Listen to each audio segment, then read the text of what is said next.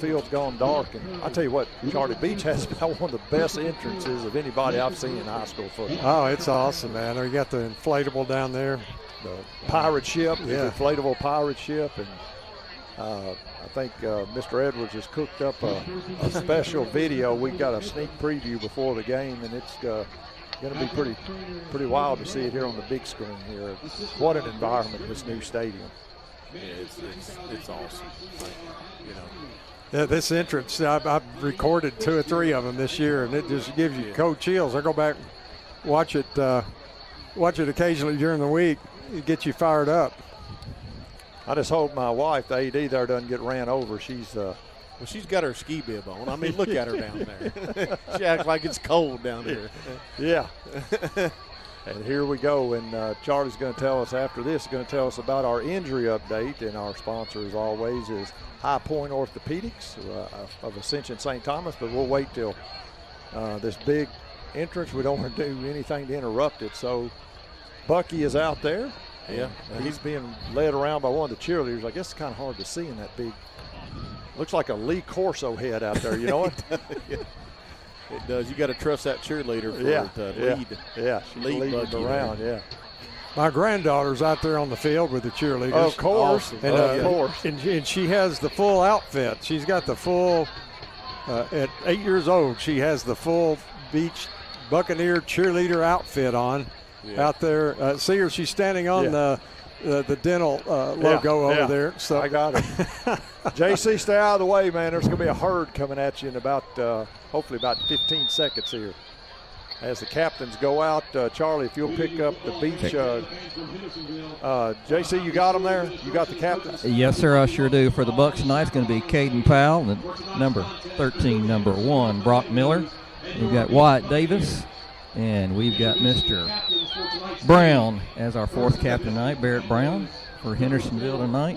We've got number 4, Walker, number 7, Elgin Khalil, number 24, Brock Murray, and number 33 is Luke Carr. I show him 32 on the roster, but I believe he's 33. So Hendersonville's in the white tonight as our visitor. They'll be calling the coin toss. We do have 8 officials tonight, 1 clock keeper, 7 on the field. Looks like the call is heads and won by Hendersonville, and they have decided to defer, so that means the Bucs should be taking the ball here. Let me confirm that. They do, so the Bucs will be getting the ball. Looks like they'll be going left to right as you look at the radio dials, we used to say. Right, Beech will be heading toward the scoreboard, the east end zone, toward the school. The end zone with Buccaneers in it in white. And they shake hands, and here comes the intro, folks. We can't do it justice by talking about it. We've got a new video, too. We're going to use it for kickoff. It's pretty awesome.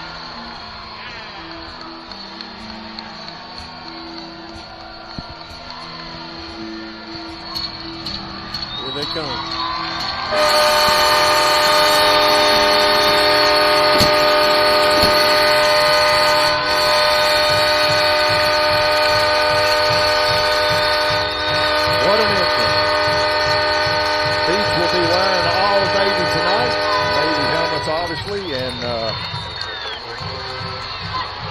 They'll wear white numbers. They'll have on blue pants that have no stripe on them. And again, like I said, navy jerseys, white numerals. And Hendersonville is wearing white jerseys, of course, their black helmet with the white H on the side. And they've got these dark gray pants on with the, I think it's yellow and black stripes or gold and black stripes that go down the side. So, Charlie, it's time, my friend. It's time. It is. You know, and this is a game, as we were thinking about the new stadium this year, this is the game we were looking forward to. Yes. Beech needs to get on the board. Here we go. Fear of the Buccaneers.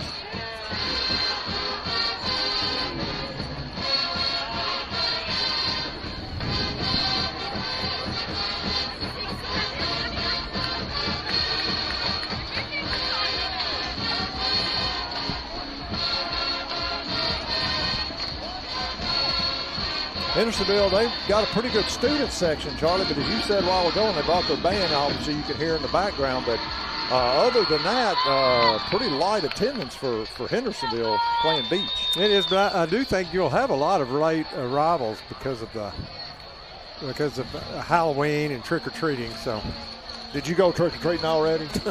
yeah, I did grab a Snickers somewhere earlier today. So, I tell you, the last couple of years, I've had some kids come to the door late, and I thought they were like in their 30s. I don't know. They were as tall as I was. So,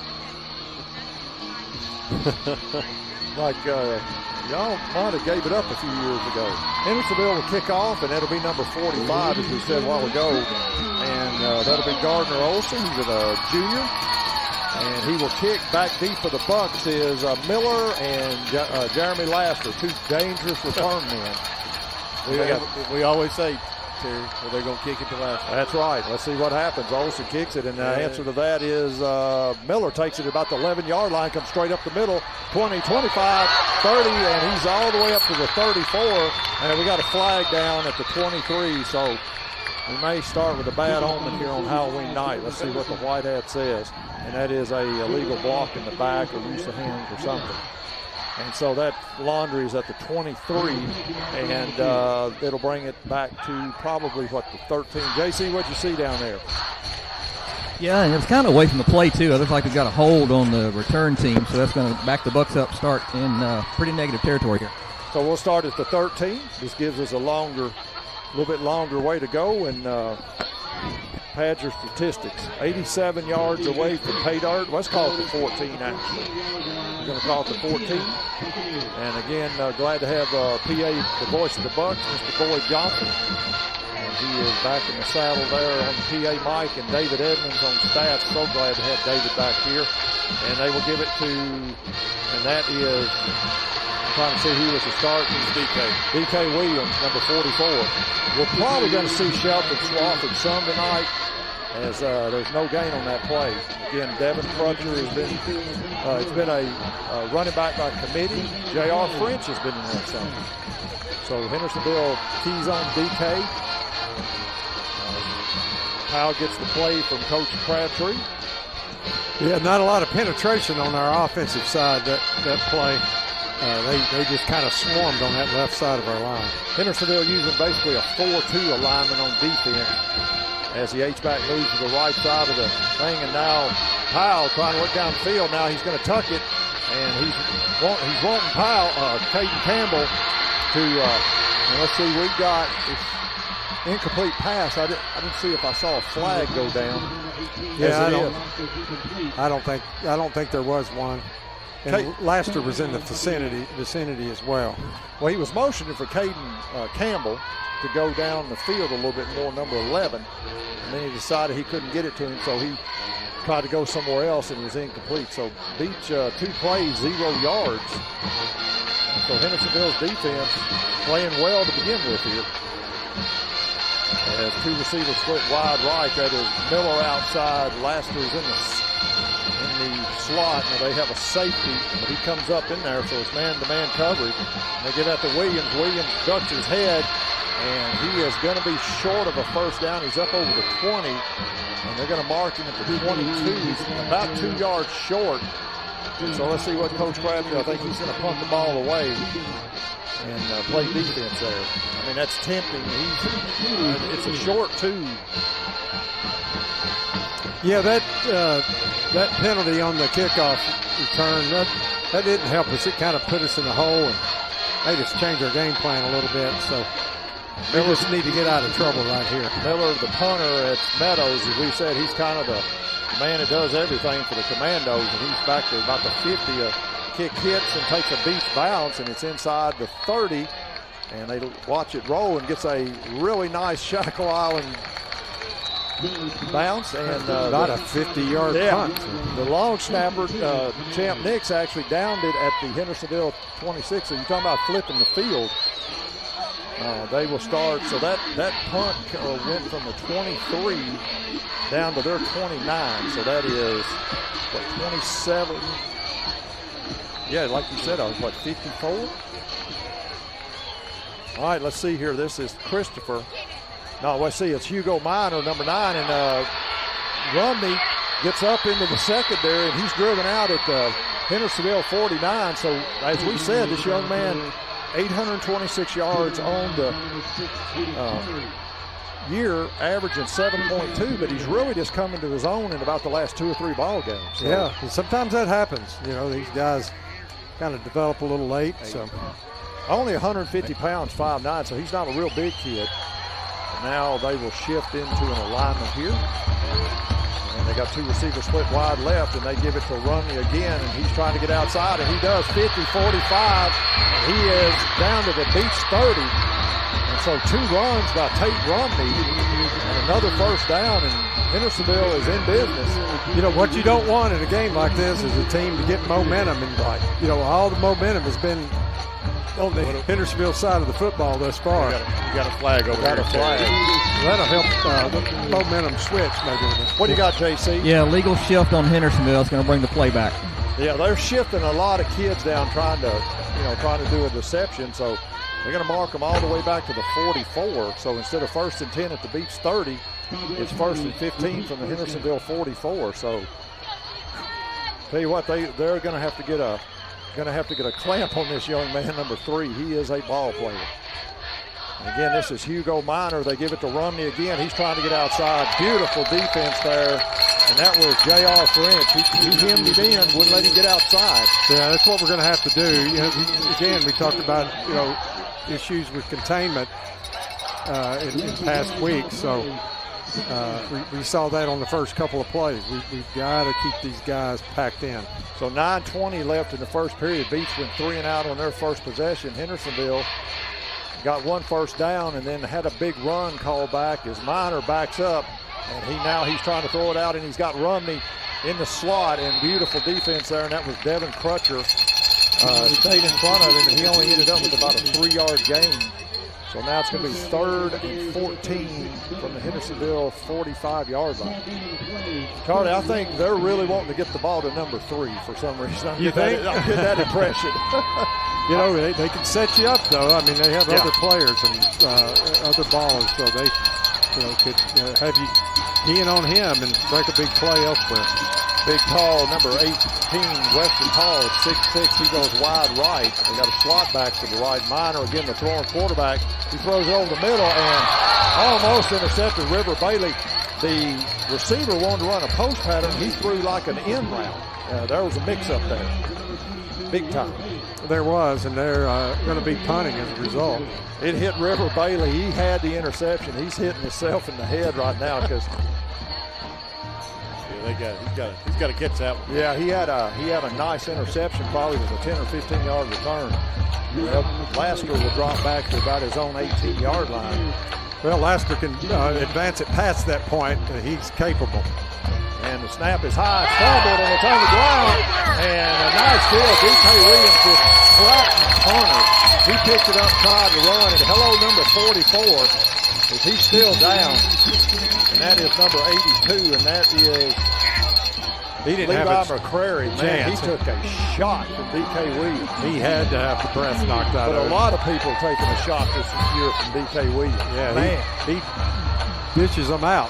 You're talking about a flip now from the 30-yard line at Beech. They had a first down. The penalty brings it back, and then 2 negative plays out of 3. And Beech is in business at the Hendersonville 33 with 8:23 left in the first period. Let's see if Beech can get a little bit better going here.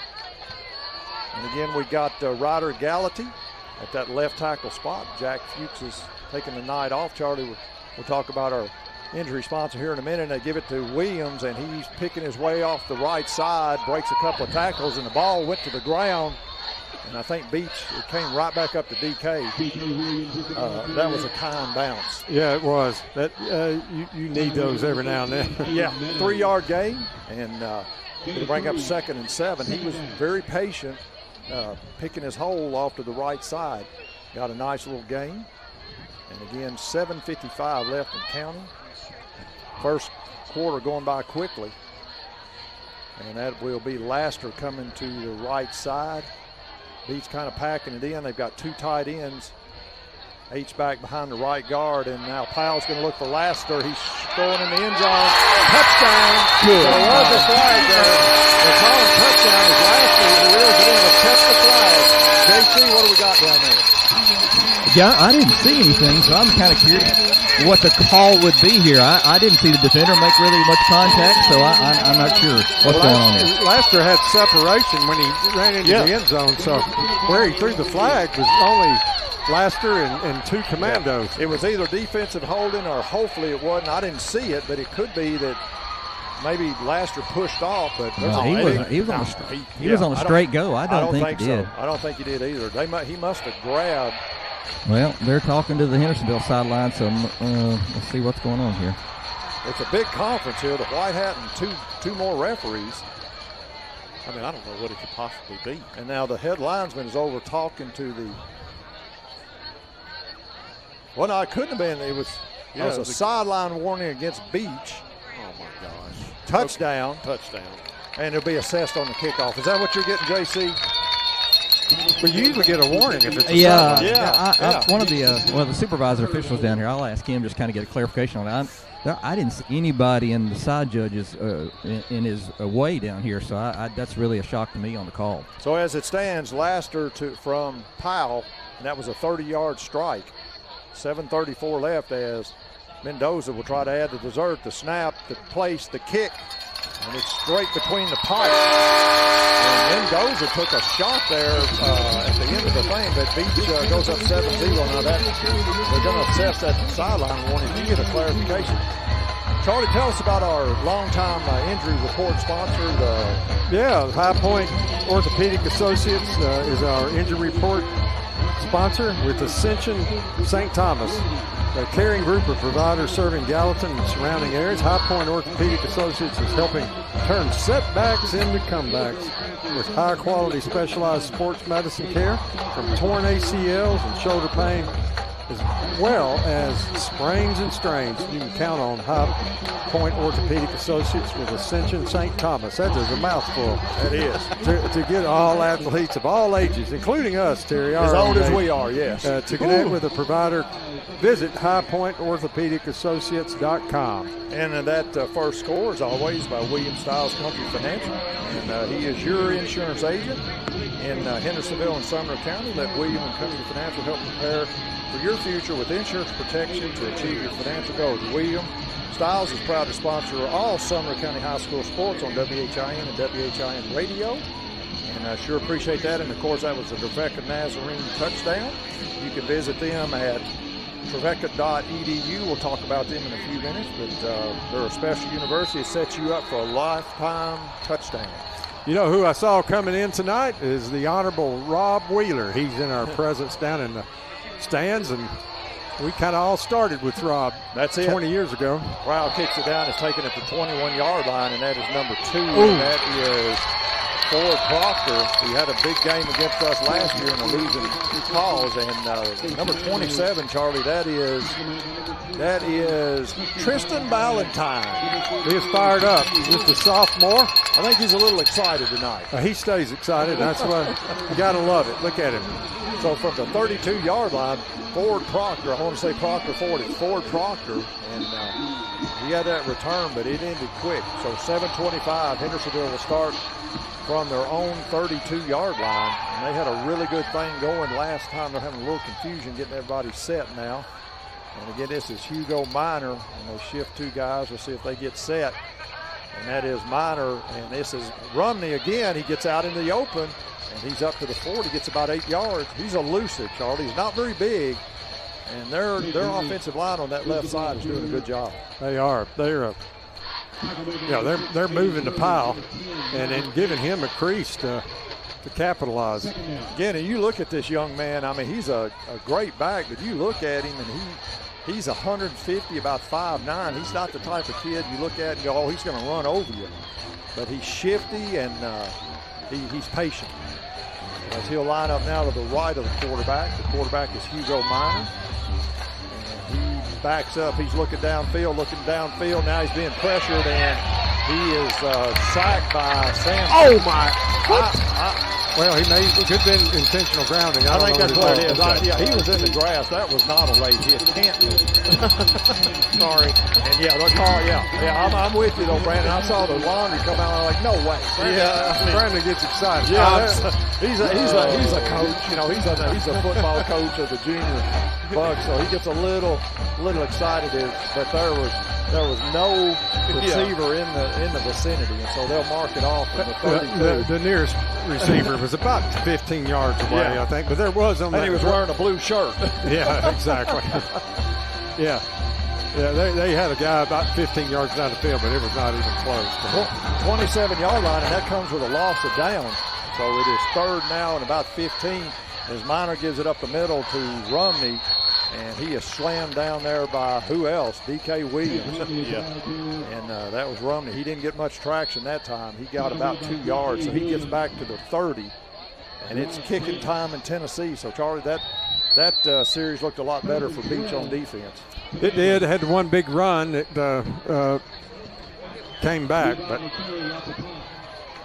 well, let's see if they have to kick it to Laster. He's back at his own 40. He's a single man back. Another low snap, and McCrary gets it away, and it hits Beech. Better get away from it. A lot of blue shirts around it, and Hendersonville downs it at the 42. They're saying it touched a Beech player, and now J.R. French comes out over with the ball. He said, well, if I touch it, I'll pick it up and run it. That's a heads-up play by French. Let's sort it out. So it was a live ball. We got a penalty back here by the kicker. I'm not sure what it was, though, guys. I don't think anybody hit him that I saw. No, I didn't see that either. As it is, J.R. French was, man, he was on. Also, guys, clarification on the touchdown, the penalty there. A certain member of the media kind of got in the way of the referee running down the sideline there, so we'll go nameless there, but that was the issue there. So, Coach Crabtree's eyes, that person doesn't want to see Coach Crabtree anytime soon. No. And if you see that guy, tell him to stay out of the way, please. Let's see what we got here. J.R. French, a heads-up play. And what are we saying here? I did not see. I'm like you guys. I saw no contact. I saw DK and Brock Miller giving pressure, on both the outsides there, but I didn't see any extra contact or any extracurricular activities. Blocking the back. Well, I'll tell you what, this has been about a 3-minute conference between 5 officials, so there's only one guy that's not involved in it. I didn't have this many meetings all week. Yeah. And they're picking up the flag. Let's see, what do we got here? Personal foul on Beech, declined. First down. What? Are they giving the ball to Hendersonville, guys? Right there? Yeah, way down at the 44-yard line of Beech. Well, they declined the penalty. So they basically are saying that Hendersonville gained possession right there on the 44, I believe. I don't understand. That's where they were when they when the ball may have hit us. Okay, I'm still. But anyway, as it is, when we sort it out, it's Hendersonville ball at the Beech 44 with 5:45 left in the first period. Don't get that one at all. And let's see now, they give it to Romney. He's trying to get outside again, and he's down inside the Beech 40 to about the 38. And he gained about 7 yards. And again, it's nothing fancy. He's just waiting for his blockers, and then he's hitting the hole when it becomes available.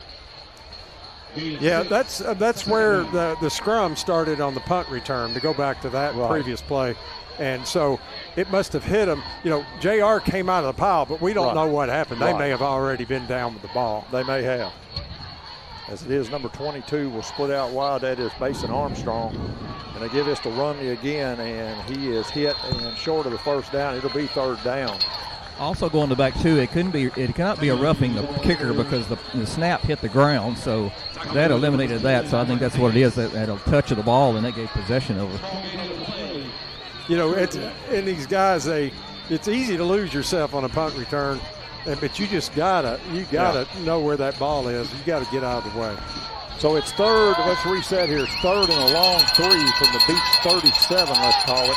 And definitely 4 down territory to get the run. He's got the first down and more, and he just gets, he got nailed by Brock Miller was up high, but it was it Curry that had him by the legs, and he has the first down.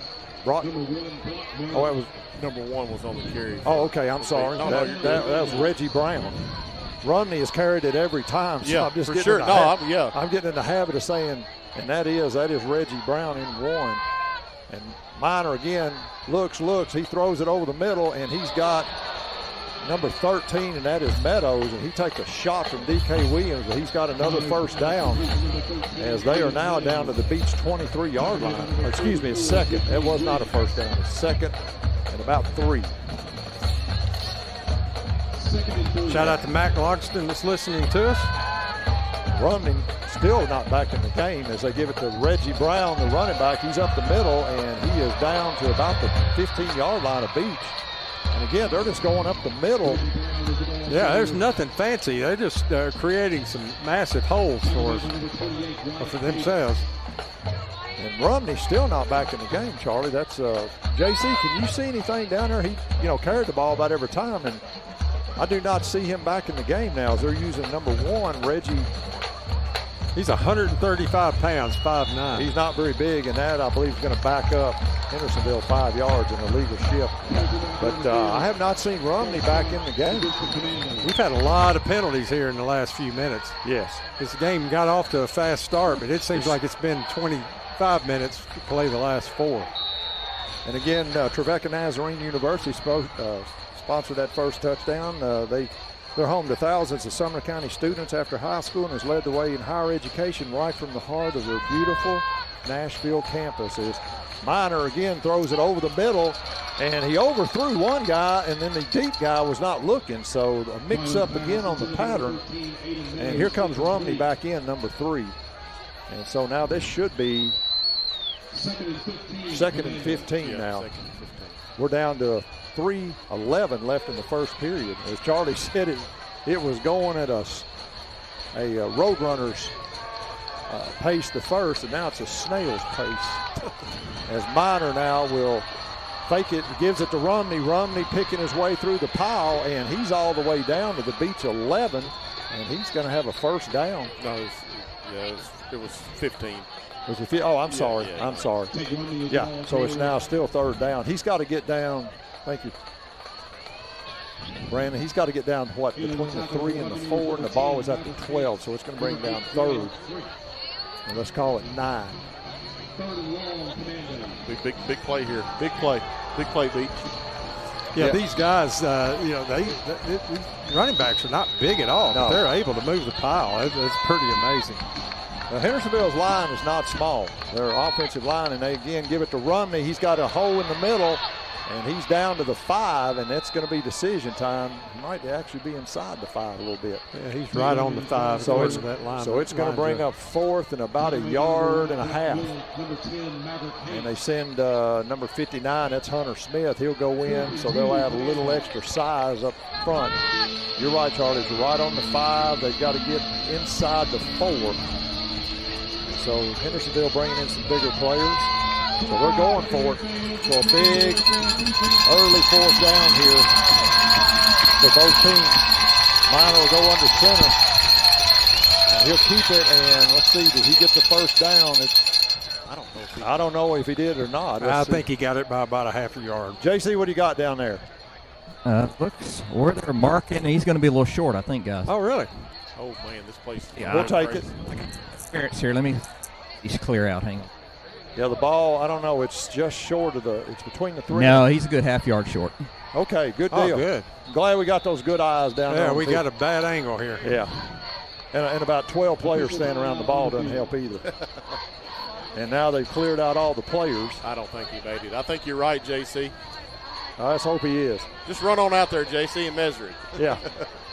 Just don't get in the way of the officials. Let's see, they're going to bring on the chain crew. Charlie, who's on the chain crew now? Who is? You got Grant.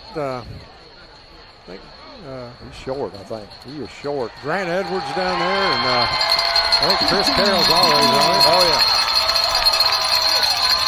And so, what was he, JC, about 6 inches short? Yeah, I'd give it about a length of football, actually. I was surprised they measured. I had it lined up there. I could tell that from the other side of the field they were a good football short there. Well, I guess the opposing coach can always demand or ask, I don't know if demand's the word, but ask for a measurement. That was a big stop for us. Yes. Because there's a high likelihood they could have took it on in with 4 more downs. So we're starting about as far from the end zone as we can get, but we're in a better place than where we would have been. Laster out here, he's got single coverage, and let's see, what do we got now? We got an illegal, maybe an illegal substitution or illegal false start or something. Somebody moved, and so Beech will back up. They don't have much ground to give, so that'll back them up to inside the 2. So Beech, most of the players are going to have their feet in the orange turf here. As again, we've got 1:42 left in the first period. Beech up 7-0. They just held on 4th down inside the 4. And they give it to Williams. He's trying to get outside. And no, it's up. Powell keeps it down. 20, 30, 35, 40, and he is knocked out of bounds at about the 40. Let's see where they marked him. They call it the 45 of Beech. So he lifts off about 43 yards. I mean, it fooled everybody. Including this announcer. I thought D.K. Williams had it, and the guy was chasing him in the end zone.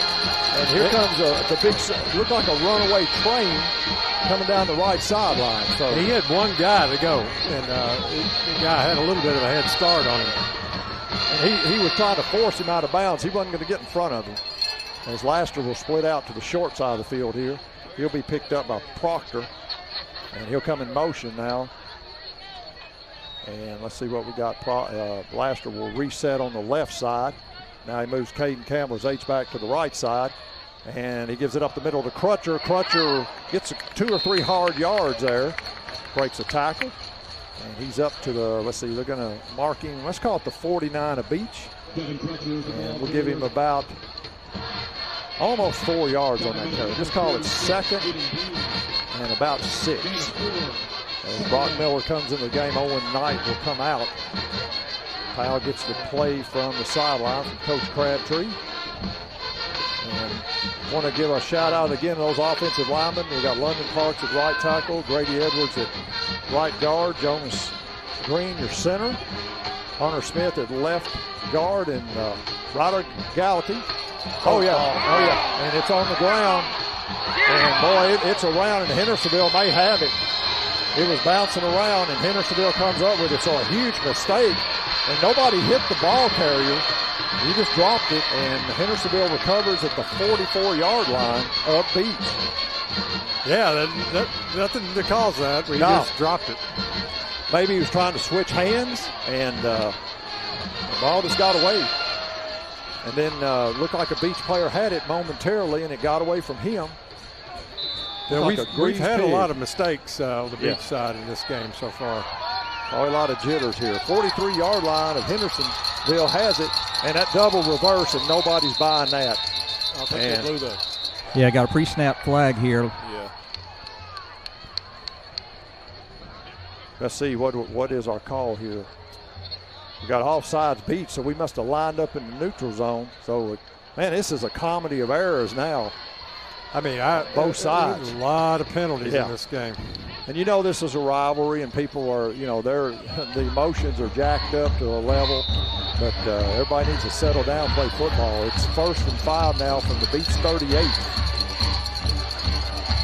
And they move. Now they give the 5 yards back. Yeah, they had about 2 or 3 commandos moved at the same time, and one of them won the center. So, well, now we're just going to go back to where we were. Yeah, 1st and 10. Let's reset. 43-yard line of Beech, 1st and 10, 36 seconds left in the first quarter, and it's Beech 7, Hendersonville 0. It's been the longest 5 minutes of the first quarter I've ever witnessed. Minor again, he gives it to Rumney, and he is slammed down. That was White Davis and Maverick Hanks made a sandwich out of number 3. And his forward progress, I think they gave him back to the line of scrimmage. I was going to say, they couldn't give him, didn't they? No, let's just call it no gain at the 43, and I believe that's going to do the first quarter. Now, I don't think Hendersonville's in any hurry to get up to the line as the last few seconds tick off the clock. They're not going to have a long way to go, given they're on the 43. Exactly. We'll turn around, and at the end of one, it's your Beech Buccaneers 7. The Hendersonville Commandos had 0. We'll be right back with more Beech Buccaneer football from the Ponce Law Broadcast Center. I'm attorney Michael Ponce. I grew up here in Sumner County, and for more than 31 years, our firm has grown into one of the largest and most powerful firms in the area. We've done this by getting results for our clients. We handle personal injury cases, workers' compensation, and Social Security disability. We give a free consultation over the phone. So if you need a lawyer that you can trust, call Ponce Law, 615-851-1776. Ponce Law, justice for all. Hi everyone, I'm William Stiles with the Stiles Agency at Country Financial. I live and work right here in your community, helping families with their home, auto, and life insurance needs. My goal at the Stiles Agency is simple: to make sure you're protected, to make insurance easy to understand, and to be there when you need me. If you'd like local service and someone you can actually call when questions come up, I'd love to help. You can find me online at williamstiles.net, that's williamstiles.net, or give us a call at 615-824-7020. Enjoy the game, and thank you for supporting our hometown team. Back at Shackle Island Stadium on Ponce Law Broadcast Center. This is Terry Utley along with Charlie Higwood, Brandon Shanks, J.C. Swafford, David Cuffman. And, you know, Charlie, a wild last 5 or 6 minutes of the first quarter. My goodness, penalty after penalty. We had a fumble. We had a 4th down goal line stand by Beech. And, man, it has not been the smoothest ball game I've ever seen as they give it up to Rumney up the middle. And he maybe got a yard out of that, so they're getting the key on him. Again, Hugo Miner, number 9, is a senior. He's a quarterback. It's been Christopher Jordan, number 15. Heard a rumor he may be banged up a little bit, so they're going with Miner. He's known as more of a throwing quarterback. And now it'll be 3rd and 9 from the 42. Just getting started here in the second quarter. Again, Beech up 7-0. On senior night, as Miner looks, he throws it out in the flat, and he had Rumney, but threw it way in front of him. Rumney was doing a flare pattern out. He wanted him to go downfield and missed him, so it's 4th down. Charlie, what do you do here if you're the Commandos? You've got 4th and 9, well, Beech 42. Well, you're only down by 7, so I mean, I personally would punt it because it's a long. You called it, brother. Way to go. You called it, brother. Well, hopefully they've had issues punting the ball tonight. Yeah, great point, Brandon. It's been like Terry 2015. There's been 2 bad snaps on punts so far. They don't have a punter. Yeah. Hendersonville doesn't. Oh, here he comes. They need one. After that hit he had on the first one, he's not going anymore. He was a little slow getting out there. Yeah, it was Prairie. And Jeramy Laster, let's see if he can switch the field. And dropped again, and Miller had him in the backfield, and he took a shot from J.R. French. And this guy, is that 3 snaps that's been bobbled? Yeah. Yeah, and 2 of them didn't get away. Yeah, we've not been kind to him afterwards either. So he's been hit pretty hard on every punt. JC, that looked like it, again, just hit him right in the hands. That's been the best snap of the 3 right there. The first one was a little high. The second one it touched the ground, and that one hit him right in the hands there. He just dropped it. He did the wise thing, picked it up and tried to run it. And J.R. French, he got away from one guy, and then J.R. French hit him shoulder pad right in the numbers. And Sam Keith will come into the game at tight end. And let's see if Beech can get rolling now from their own 43. 11-13 left in the first period. Laster goes wide right. He'll be picked up by, that is Proctor. And he gives it up the middle, and that is D.K. Williams. And, man, that is a beautiful play there by number 24, Brock Murray. And he loses about 2 yards. So he did a great job of wrapping up D.K. That was an awesome tackle. DK's not able to get any cushion inside that line, any gaps at all. So hopefully we'll turn that around here pretty quick. Want to shout out to the Galladys. Robbie's parents are listening from Chattanooga, so great to have them listening again. Your grandson's starting tonight. He's doing a good job thus far. Caden Campbell, the H-back, moves to the right side of the formation, and he gives it again to Williams. DK up over the 50, runs over, and I mean runs over. a tackle where he gets him down at the 45-yard line, but he ran over the ball carrier. They're going to put it to 46. It'll be a WHINradio.com first down. What noticed, London Park came up a little, looked like tweaked his ankle or something on that last play, and number 60 is in, and that is Duggar Birch, a junior, as London comes off the field, and he will be attended to by our super trainer, Katie Wellendorf. Still haven't went to Laster yet, Charlie. He's got single coverage here, and Caden Powell out throws it, and he's got Champ Nix in the flat, and that should be a first down if he's beyond the front stick, and it is at the 34, let's call it. Charlie, I'll tell you what, if I got, and he may be getting help from the safety, because if you watch that cornerback, he is playing Laster to the outside, so it must be he's got some safety help, but it looks like that slant is open. They just got to get it to Laster's hands, yes, and let him do his magic. Well, we keep looking for him to make a play any minute. Yeah, as you can tell right here, again, this cornerback is playing to the outside. And to give it that is J.R. French. J.R. French up the middle down to about the 26-yard line. He's about 2 yards short of the first down. JC, what are you seeing there? Again, number 2, the cornerback, that is Ford Proctor. Looks like he's playing outside leverage against Laster. Yeah, and I think we're, line's adjusting a little bit. We've had 2 guys, Fuca's out obviously, and now, London Parks has come out. So we're showing the depth in our line, which is really nice. But making some adjustments here to this scheme. We haven't really seen one kind of like this all year, I don't think.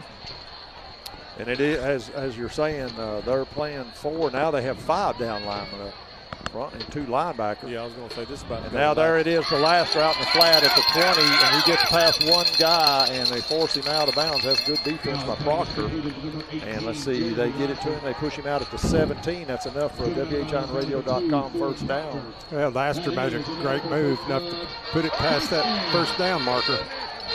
But excellent defense from Ford Proctor. He kept Laster in front of him, and then somebody else got over, and they were able to force him out of bounds. That's a heavy assignment for a cornerback. Yeah. Well, on 2nd and 2, that was your chance to go to Laster right there. Also on 2nd and 2. So first down, 6:49 and counting, and Beech first down at the Hendersonville 27. Laster goes way out to the right side this time. And let's see, Powell will keep it, and he will pick his way through the 15 down to about the 14. Not a huge gain. He got 3 or 4 yards. Well, typical person would have been stopped at the line of scrimmage, but Caden Powell falls forward 4 yards. And that's about what he got on that play, was about 4. And let's call it 2nd and 6. And the ball, let's see, we're going to place it at the 13-yard line.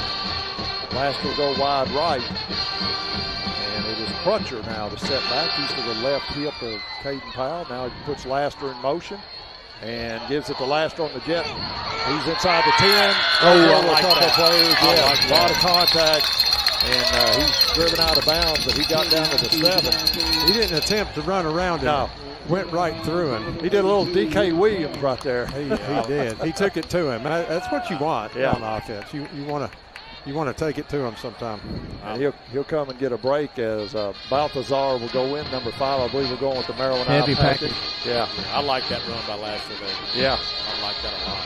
He came out, and let's see what we got here. The ball is at the 7. Are they going to measure here? Beech will get a chance for a measurement. The ball is at the 7. It's 3rd down or first down. It's one or the other. And I believe they're going to bring the sticks. God, I don't remember the last time we had a measurement here. We've had 2 in about 5 minutes. Yeah, we have. We're going to wear this chain crew out. Yeah. London Parks is back in, guys. Okay, great. That's great. That's great. Thank you, Brandon. Yeah. JC, what do we got? From the naked eye, thought we had it. Let's confirm it, and we do. All right. That puts us in a good place. Well, let's just hope JC doesn't get frostbite down there. Did David go down there with him? No, David went next door. Okay. David Smart. JC, our eyes on the field there. Our eyes are old up here in the press box, but we're not complaining. It's a beautiful, warm press box, and it's dry. Yes, sir. Balthazar is your blocking back in front. Crutcher is your fullback, the second man in the stack. And D.K. Williams is the trailer, the tailback in that. And it's a pitch, student body right, and a nice play there. And it was a nice play, and then D.K. Williams runs over a couple of Hendersonville Commandos, number 11, and that is A.J. Spence. He had DK about 3 or 4 yards deep in the backfield, and he just shrugged him off and kept going. It is at the 5. Shrugged him off is the right way to describe it. I mean, he just kind of shook him off and made something out of nothing. That could have been about a 4-yard loss. Yes. And so it'll be second down, and it is second down and goal. Yeah, second down. From the 5. Again, Merrill and I, smokestack, whichever you prefer. 2 tights. 2 tight ends, Powell under center. He takes it, gives it the second man through, and that is Crutcher. Oh, that's DK. Oh, DK, I'm sorry, straighten me out. And DK Williams is in the end zone for Preston Nazarene University touchdown. Beech Buccaneers. I thought Crutcher had it. And man, everybody else thought Crutcher had it. DK just walked into the end zone. Yeah, that faked everyone in the stadium out, including the Commando players. Well, we got Charlie's granddaughter, Janai, leading the. She's running interference down here, Charlie. She is looking, she's telling everybody to get up. All 70 pounds of her. I love it. And she thinks she's in charge. Yeah. As Mendoza kicks and through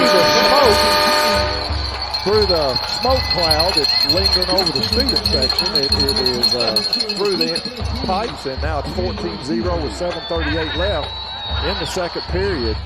So Beech finally put together a good-looking drive there, Charlie. D.K. Williams with some nice running, Laster on some passes, and that last drive there was 9 plays, 57 yards, and resulted in a touchdown. There you go, and burned up 339. Yes, sir. Yeah. So Beech, I think, got out of there with maybe no penalties in that drive also, which is important. And again, Trevecca Nazarene, visit them at trevecca.edu. Again, that is Trevecca Nazarene University, serving Nashville and the world since 1901, Charlie. And they truly have a beautiful campus down near downtown Nashville. Went down there for a basketball game a couple of years. And man, it is a beautiful campus. It sure is. Well, a lot more people filled in after the game started. It's still not full on the Hendersonville side, but no doubt that Halloween had some impact upon the crowd here tonight. But we have a lot of people dressed up for Halloween in the audience tonight. We had Santa Claus handing out candy. We do. As Nick Crawl will kick it, and it will be back to about the 1-yard line. And he has to come out.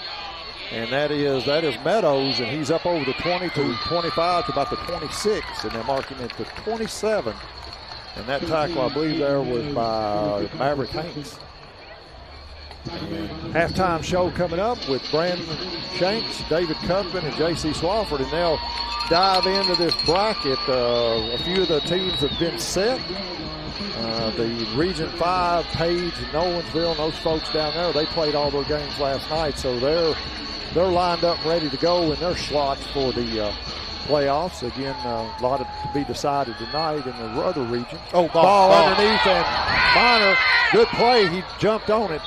I tell you, that's a smart play, though, Charlie. He lost about 15 yards, but don't try to pick it up and be a hero. He slid and got on top of it. He did. Now they're in a hole. Yeah, they're in a major hole. What are we looking at now? Back to the 9. Fourth and about 30. Or it's second 30? Yeah, they got to get to the 37, and they're at the 9. So that looks like about 28 yards or half an acre, really. The scoreboard says second 27. We'll go with them, as they'll actually mark the ball at it is at the 9. Again, that ball just slid right between his legs, and he kept it. Minor Good kept play, it, Crutcher. And Crutcher slings him down after about a 2-yard gain. I think that's the first time Minor's kept the ball tonight, Charlie. Yeah, I don't recall another keeper by him. I don't know if that's by design or if something happened. Crutcher tossed him around like a rag doll. Give him a gain, a hard-earned 3 yards, the ball up to the 12. And now it's third and just call it 25. The forward stick is up at the 37. And so, yeah, it is third and 25. Number 32, and that is Luke Carr. He'll split out wide right. He'll be picked up by Miller. And Minor backing up, throws that mid screen, and it is caught. And a nice tackle there. I believe it was Owen Knight got him. He got up to about the 18, and that's well short of the first down. He didn't make it back to the first state. No, he's still. No, it's 4th and 20. That cuts it down a little bit. You know, this is in territory now where if they fumble a snap or it goes over his head, I mean, they've got a new punter. We do. It's Olsen. The place kicker now has become the punter. I don't think the punter wanted any more action. And Laster standing with his heels on the, and it is a short kick, and it's down by number 85, and he is the long snapper. He downs at the 47, Hendersonville. The ball never got to Laster. And we're still getting a little too close for comfort for me on these punt returns. Yeah. I mean, we've got to know where that ball is. It's within about 3 yards of one of our players. JC, what happened on that snap? It looked like from up here he just snapped it really low like a hot grounder going to a shortstop, and it got between his legs. Yeah, it was just a poor snap, and like you said, that just set everything back. And against the way the Bucs defense is playing, they don't need to go negative for sure. Here you go. They're running DK Williams. Now Powell keeps it 40, 35, 30, 25, 20, 10, 5, and he's down. They clipped him, and he went down at the 1 yard line. As Meadows, number 13, I mean, he saved the day temporarily at least. I mean, he had to. Wow. He had to hit his shoestring. Yeah, and Caden was stumbling, and then he dived, and he came up. They're going to put him at the 1. So that was only a 40. What do you have on that one, Brandon Forrest? Oh, I got you. Hang on, sorry. Oh, whoops. That was a true shoestring tackle right Yes, there. it was.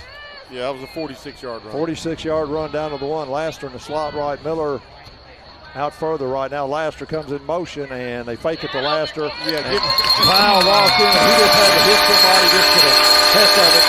And that is a Quebec Nazarene touchdown, Beech Buccaneers. Well, and on that, Terry, just for Caden to fall down to the 1 yard line, man, he had to run that one in. Give him a touchdown. So Caden Powell finishes the job he started, and there's Janiyah Green leading the way for the cheerleaders. she's on a mission. We got some extra referees here down on the. I don't believe those guys are TSSAA qualified. I don't think they are. I don't know that they're. We missed the kick, guys. Well, those put it right through the pipes as usual. Yeah, we got a couple of referees. I don't think they're certified though. It's called Halloween. Yeah, we had Santa Claus. We had a Dallas Cowboys cheerleader. We got a few skeletons, a bunch of pirates. Yeah, I think there's a whole lot of pirates here. A lot of Buccaneers. I saw some guys come through earlier, coming up to the boot dressed up like announcers. Oh, goodness. Oh, poor, you mean poor clowns? Things. You mean clowns? Yeah, poor things. Doubling as clowns. And Beech now up 21-0. So the last two drives have looked like Beech of the last few games. Yeah, I agree. They've had a great second half. 21-0. Charlie, you shout got out to Matt Logston. He's listening, watching it somehow on TV. So I guess it's on that Huddle channel or whatever. But hello to Matt. He sent a picture from his cozy confines of his den. There you go. Again, Jeff Combs reporting Westmoreland and White House Heritage are knotted up at goose eggs at halftime. And it's a high-scoring affair. Shout out to Shane. He's listening to us. And it is 21-0 for your Bucs, and that ball is hit into the end zone. White Hat's got a touchback. In high school, for most people know this, but in high school, if the ball is in the end zone, breaks the plane in the end zone, you can't bring it out. It doesn't matter where the receiver's feet are, it's where the ball is. So the White Hat is standing right on the goal line, and he said, nope, he fielded it inside the orange. And so Beech now with 4:50. Both teams have 3 timeouts left. So, Charlie, for here, it's important Hendersonville to get a little yardage out of here, not give Beech the ball back on a short field. And again, Minor, again, rolling, and he throws it behind his receiver. He was trying to get it to 24, Murray. And he had somebody breathing down his neck wearing a number 44. And Curry was the closest man on coverage. So again, 2nd 10, clock stops at all fours. 4, 4, 4. Well, that's better than 666, I Yeah. guess, but I don't guess that's I don't possible. think you could do that on the floor. And they give it again. That is Romney, and he puts his head down. And man, like you said, Charlie, for a kid 150, man, he runs like a kid that weighs about 200. Now, there's a lot of jawing going on down there. Oh yeah, I don't know what they're saying, but I can see it from here. they're not wishing each other a happy Halloween and asking what kind of candy they got. I don't know. No. 3rd and 4, Maybe short some 4. Snickers. Yeah, some kind of Snickers. Snickers. There's Yeah. Snickers down And it is 3rd down, and they give it to Romney, and he's got the first down. Yeah. And he is up over the 30 to about the 31, and that will move the chains. And, they kind of went away from him, Charlie. He ran the ball about the first 7 plays of the game. there. He was tearing it up. And then he went out for a little while. And then they trying to pass a little bit more, and we're at 350 now and counting. One receiver goes wide left. And they give it again. That is Romney up into the middle of the line, and there's nothing there. I don't know if he got back to the line of scrimmage. It's Crutcher and Wyatt Davis and a host of other Barrett Brown friends. I tell you where it's getting a little chippy is some of these linemen for the Commandos are blocking, as they should. They're staying engaged about 10 yards down the field. Toward the end of the play, every play, it's a little bit chippy. You never did that, did you? Oh, I didn't want to go that far. I didn't need to. I'm like, Too far to go. Romney again, he's trying to get, and he tried to cut it back, and Wyatt Davis and pinned him in, and who else was that? Maverick Hanks? That was 32 on the rush. 32 on 32, the rush. I'm sorry, that is 32, that is Luke Carr. yeah, Wyatt Davis was there. he took a hit. So now it's 3rd down and about 9, and 2:50 left in the 2nd period. And Hendersonville need to convert this or punt. And again, Minor back looking, and he throws it over the middle, and nobody there. He had, let's see, who was that in his face? Was that Owen Knight? Yeah, Owen was in his face. Owen's had some good games this year. Yes, he is. He and Sam Keith, the 2 sophomore bookends playing defensive end. These 2 young men have got big futures ahead of them, and now it's 4th. Owen Knight's one heck of a baseball player. That's what I've heard. Now Laster, man, Here we go. I gotta think one of these days he's just due one, and obviously he's got the athletic ability. And he wants it. He wants it. Yeah, and here's Olsen. Olsen will be the kicker this time, and again a snap off to the right. He has to get it, and hits, and it takes a big Hendersonville bounce, and it goes inside the Beech 20 to about the 18, and the Bucs will start with 2:25 left. Please stop the clock. There you go. 2:24. Beech now has 3 timeouts. And Charlie, we've seen it usually doesn't take Beech 2:24 to score a touchdown. No, that's a long drive for us. Again, let's reset. We've got number 66 in there, and that is Grady Edwards. We'll reset the line. It is a starting line in there. Good news, Ronald Park's back in. Sure, he got retaped. He goes back to right tackle. Ryder Gallaty, young freshman, man, at 6'2", 201, doing a good job in there.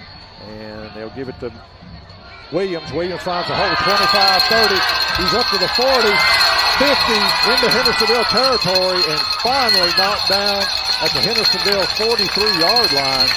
So from the 19 to the Hendersonville 43, and I think that's enough for a first down by a long shot at WHINradio.com first down. I tell you what, DK's got some speed, but that young man, I didn't catch the number of the tackle, but he had some speed as well. Crutcher now will go in, and Crutcher will take, it's Powell, Miller out in the flat at the 32, and he is still going, and he is near first down. Let's see what we got here. He's inside. We got a flag on the play. Yeah, I can't pick it up, Brandon. Where is it? It's all the way over there. I think it's going to be. It's on about the 35-yard line. Okay. I think Where it was caught. Yeah, I think Laster came back and maybe have blocked him in the back. Yep, that's what it is. We're going to call it. Yeah. But now let's see, let's see how they'll mark this off. He's right at the Ford stake. So let's sort this out. It was 1st and 10. The ball, he was very near, so the umpire will start from the 33. 33, yeah. And let's see, it's going to be one of these deals where I think it comes back and it's just 1st and 10 again. 10-yard gain and a 10-yard penalty. I can do the math on that one. A lot of deja vus. Yeah, all over again. Deja vu all over again. So he just burned up a few seconds. So minute 52, Beech again has all 3 timeouts left. So again, Crutcher is your setback. Miller goes wide right. You got Laster in the slot right. And they give it to Crutcher. Crutcher inside the 40 to about the 39. He picks up a nice gain of about 4. Saw some good blocking there. And now we got a flag late. We had one of our linemen that stayed engaged a little too long, so it's going to go back maybe 15. Yeah, that's, man, you had a good run. You were looking at 2nd and 6. And as you said, unsportsmanlike conduct is 15 yards. And that's a drive killer, it can be. Well, we can plead our case on those, but you're not going to win the argument. They've made the call. Wait a minute, are they waving the flag? Or? No, he's just backing up to where the run ended, and then he's going to mark off the 15, so it's going to come back into Beech territory at the 46. Yeah, for sure, the umpire has to go back to the place to mark it off. The last game of the regular season, we got to get this figured out. Yeah, way too many penalties and crazy penalties and mistakes, and we're a better football team than that. It's so definitely not 3rd down, is it? No, I wouldn't think. Well, the results of that play, and this is Crutcher again he's back inside Hendersonville territory to about the 47-yard line. I guess that did count. The run counted, and then it was a dead ball foul, so I guess that did count. Fourth down, and it's 4th and about 13.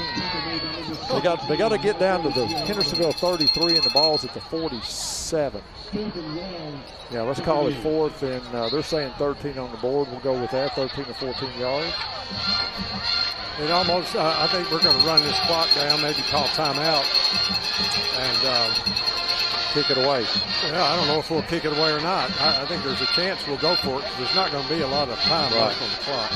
Well, 3 timeouts left for each team. Let's see what Beech does. They call timeout.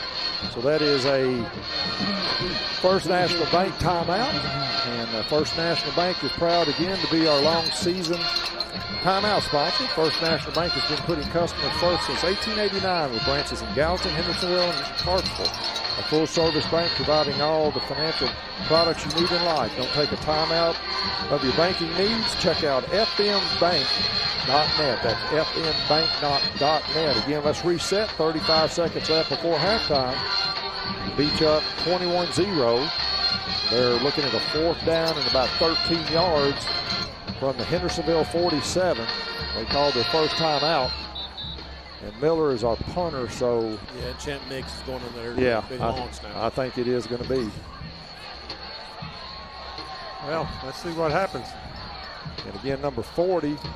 That's a good-looking sophomore right there, number 40. That is Gerald Lawson. He is going to be heard from in the future here. And also in number 29, another promising sophomore, Landon Johnson. So 2 young men there that are going to be heard from in the future here for the blue and orange.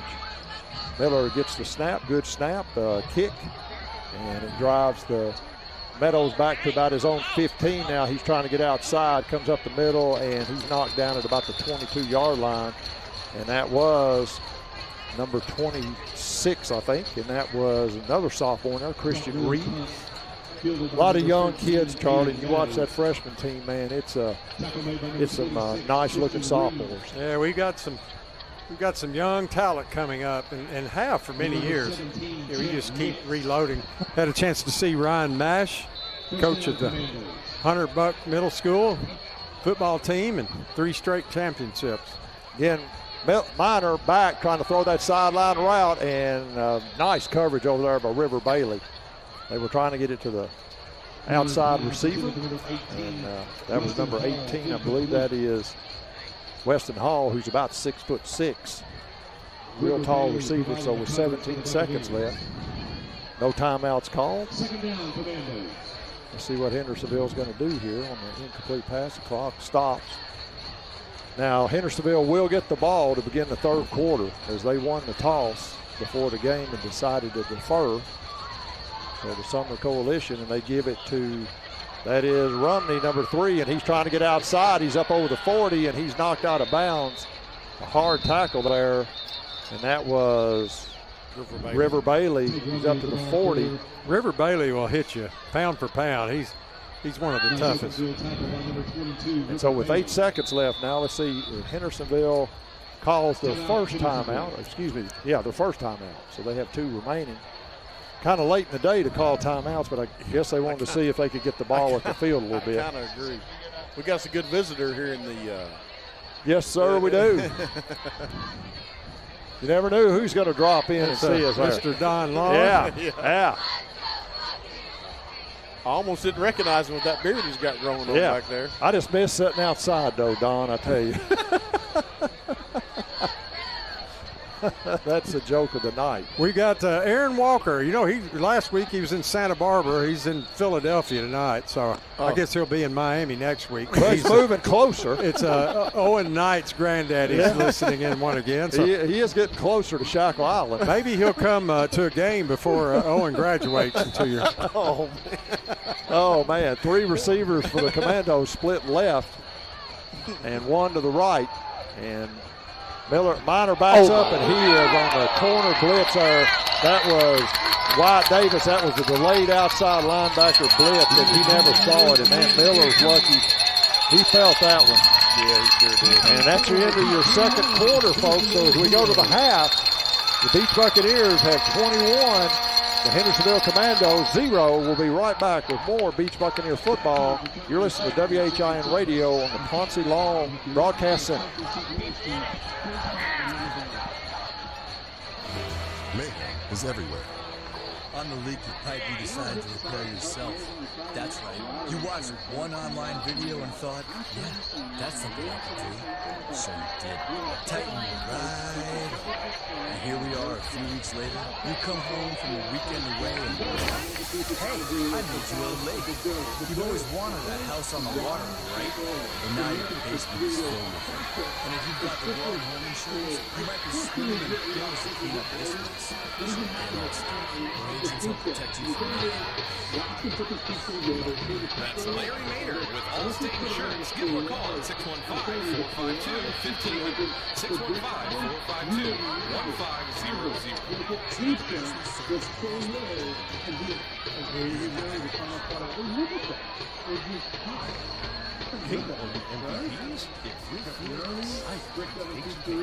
It's time to call the time. Visit High Point Orthopedics and Neurosurgery, Central St. Thomas, the home team for orthopedic experts. So whether you've just a night or chronic knee or hip pain during your exercises, our all-star lineup of doctors and specialists High Point Orthopedics and Neurosurgery, Central St. Thomas, is the only group of specialists in Sumner County using the Mako robotic-assisted surgical robot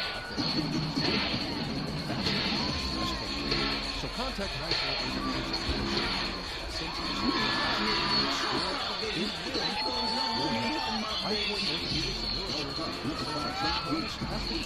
Gallatin and Portland. Welcome back to Beech Buccaneer football. This is Brandon Shanks. J.C. Swafford's going to be joining me here. He got back up here in the warmth of the press box. Halftime score is your Beech Buccaneers 21 and the Hendersonville Commando 0. And so, what a first half. Well, really, what a second quarter if we think about it. There we go. Yeah. Charlie, and I think you guys are hitting on it. Penalties, we got to clean those up, especially. We got maybe, first round of the playoffs, we're going to get by with it, second round possibly, but third, fourth round, no, we can't be taking those penalties like that over and over. No, because exactly. It's going to bite us. And I was sitting there thinking, too, watching Hendersonville struggle on special teams, we're so fortunate to have Champ Nix. Pretty much he's automatic with that snap. It's Well, really helps out. Yeah, well, I mean, take that for granted. And Champ's been doing that for at least 3 years. He took over for his older brother, Tyler, snapping there. So, I mean, we've had a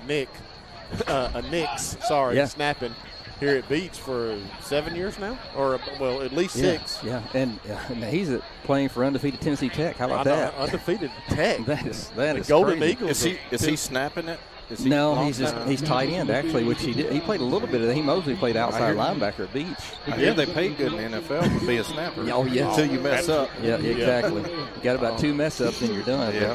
But those guys are good. They do pay good. Well, anyway, like I said, the halftime scores, your Beech Buccaneers 21, Hendersonville Commandos are 0.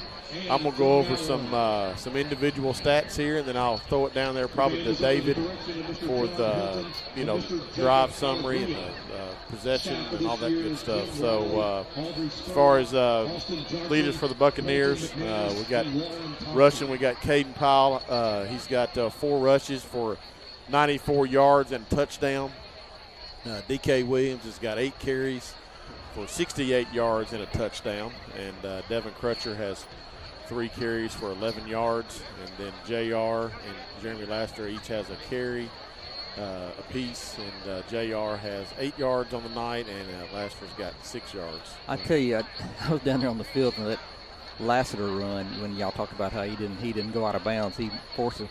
He came across that line. That kid is so fast. I mean, you get down there and seeing it right in front of me, it's just like, wow. And, he's a gifted player. And then, too, Caden, that locomotive got going. I can't believe that kid stopped him. He was really going to be really embarrassed if he didn't. I think he gave all he got to get him down right there. He want that big guy outrun him like that. Well, I'm usually down on the field with JC and just going with just Lassiter. Just when his, the Kirk Herbstreit, when he puts his foot in the ground, you can actually hear him putting his both feet in the ground when he's going. Yeah. But there's a reason why a lot of schools are looking at that kid. Yeah. There he is, and he's a good kid too. So. Yeah, he is. For passing, Caden is 3 of 4 for 51 yards and a touchdown. That touchdown was to Laster here, and he's got 2 catches for 39 yards and a touchdown. And Champ Nix, I know we've talked about Champ Nix. He has a catch for 12 yards. So, and then kicking, it's Mendoza's 3 for 3 on his on all of his PATs. And Brock Miller's punted the ball 2 times for 46-yard average. His long one was for 52. So defense, I'll go over those also. We've got a bunch of guys with 1 tackle, but the leading tackler for the night is Maverick Hanks. He's got 5 on the night, and DK has 3. Aiden Curry has 4, and then a bunch of guys with 1 tackle. So Sam Keith's got 2. Wyatt Davis has got 2. Wyatt Davis ended the half there with a beautiful sack that he got on that. So that's pretty much the stats. I know we've had a lot of plays, and I think David might go over those. No, I was saying on Wyatt Davis's sack, the quarterback just happened. I was kind of in front of me. Turn his head just a little bit and catch him out of the corner of his eye. Otherwise, it was a full-on blindside. Yeah. There'd have been helmet, football, pads, football, everything flying off that kid if he had not called him out. What's funny is it's almost like every possession, let's just say first, second, and third down, if Hendersonville can get a first down, there's at least one play where we're about to line somebody up. Yeah. Some of the Hendersonville players have been pretty lucky. Yeah, lucky tonight. You better be your head on the swivel, not counting change around those tiles. For sure. The Buck defense will hit you. You're right on that. David, what do we got down there as far as some first downs and go over some maybe the plays on the scoring plays? Well, just as I say every week, these stats are almost accurate, but because we can miss something here or there. They can't see you're not perfect, David? I'm not 99.99%. I'm about 98.3. Okay, I got you. Do we round that down? Does it go? No, we're going. Goodness. Oh my goodness! I've seen ghosts. I know. Well, let me turn around again. It's Chance Elkins. Oh my goodness! Well, before we talk to Chance here, we'll let's roll down. Let's roll down. We don't want to act like he's he's a celebrity. I know. So go ahead. What we got down there, Is Dave? my job still okay? Yeah, I don't know. You made more than Chance does. Yeah, We're paying you $2. Chance was $1.50. He wears size 13. I'm still size 10, so it's all right. Anyway. All right, I'm sorry. We're getting off course here. So Beech has 10 first downs in the first half, and Hendersonville, they only have 5. Beech punted it twice in the first half, and Hendersonville tried to punt 5 times at least, and we had a fumble. Our running back, Mr. Crutcher, just probably had a mental mistake there and fumbled the ball. And then, of course, we used a timeout and also Hendersonville. Penalties, man, guys. I was listening to the broadcast. We got to these penalties that we're getting are kind of mental penalties that we shouldn't be getting with playoffs coming up. Yeah, we have sure. Gotta clean it up. We're 5 penalties in the first half with Hendersonville with 3. Of course, we scored 7 points in the first quarter and then 14 in the second. Beech scored 0 in both. Let's see here. Total plays, 26 for Beech, 36 for Hendersonville. Time of possession, 10 minutes, 11 seconds for Beech, and 13 minutes, 49 seconds for Hendersonville.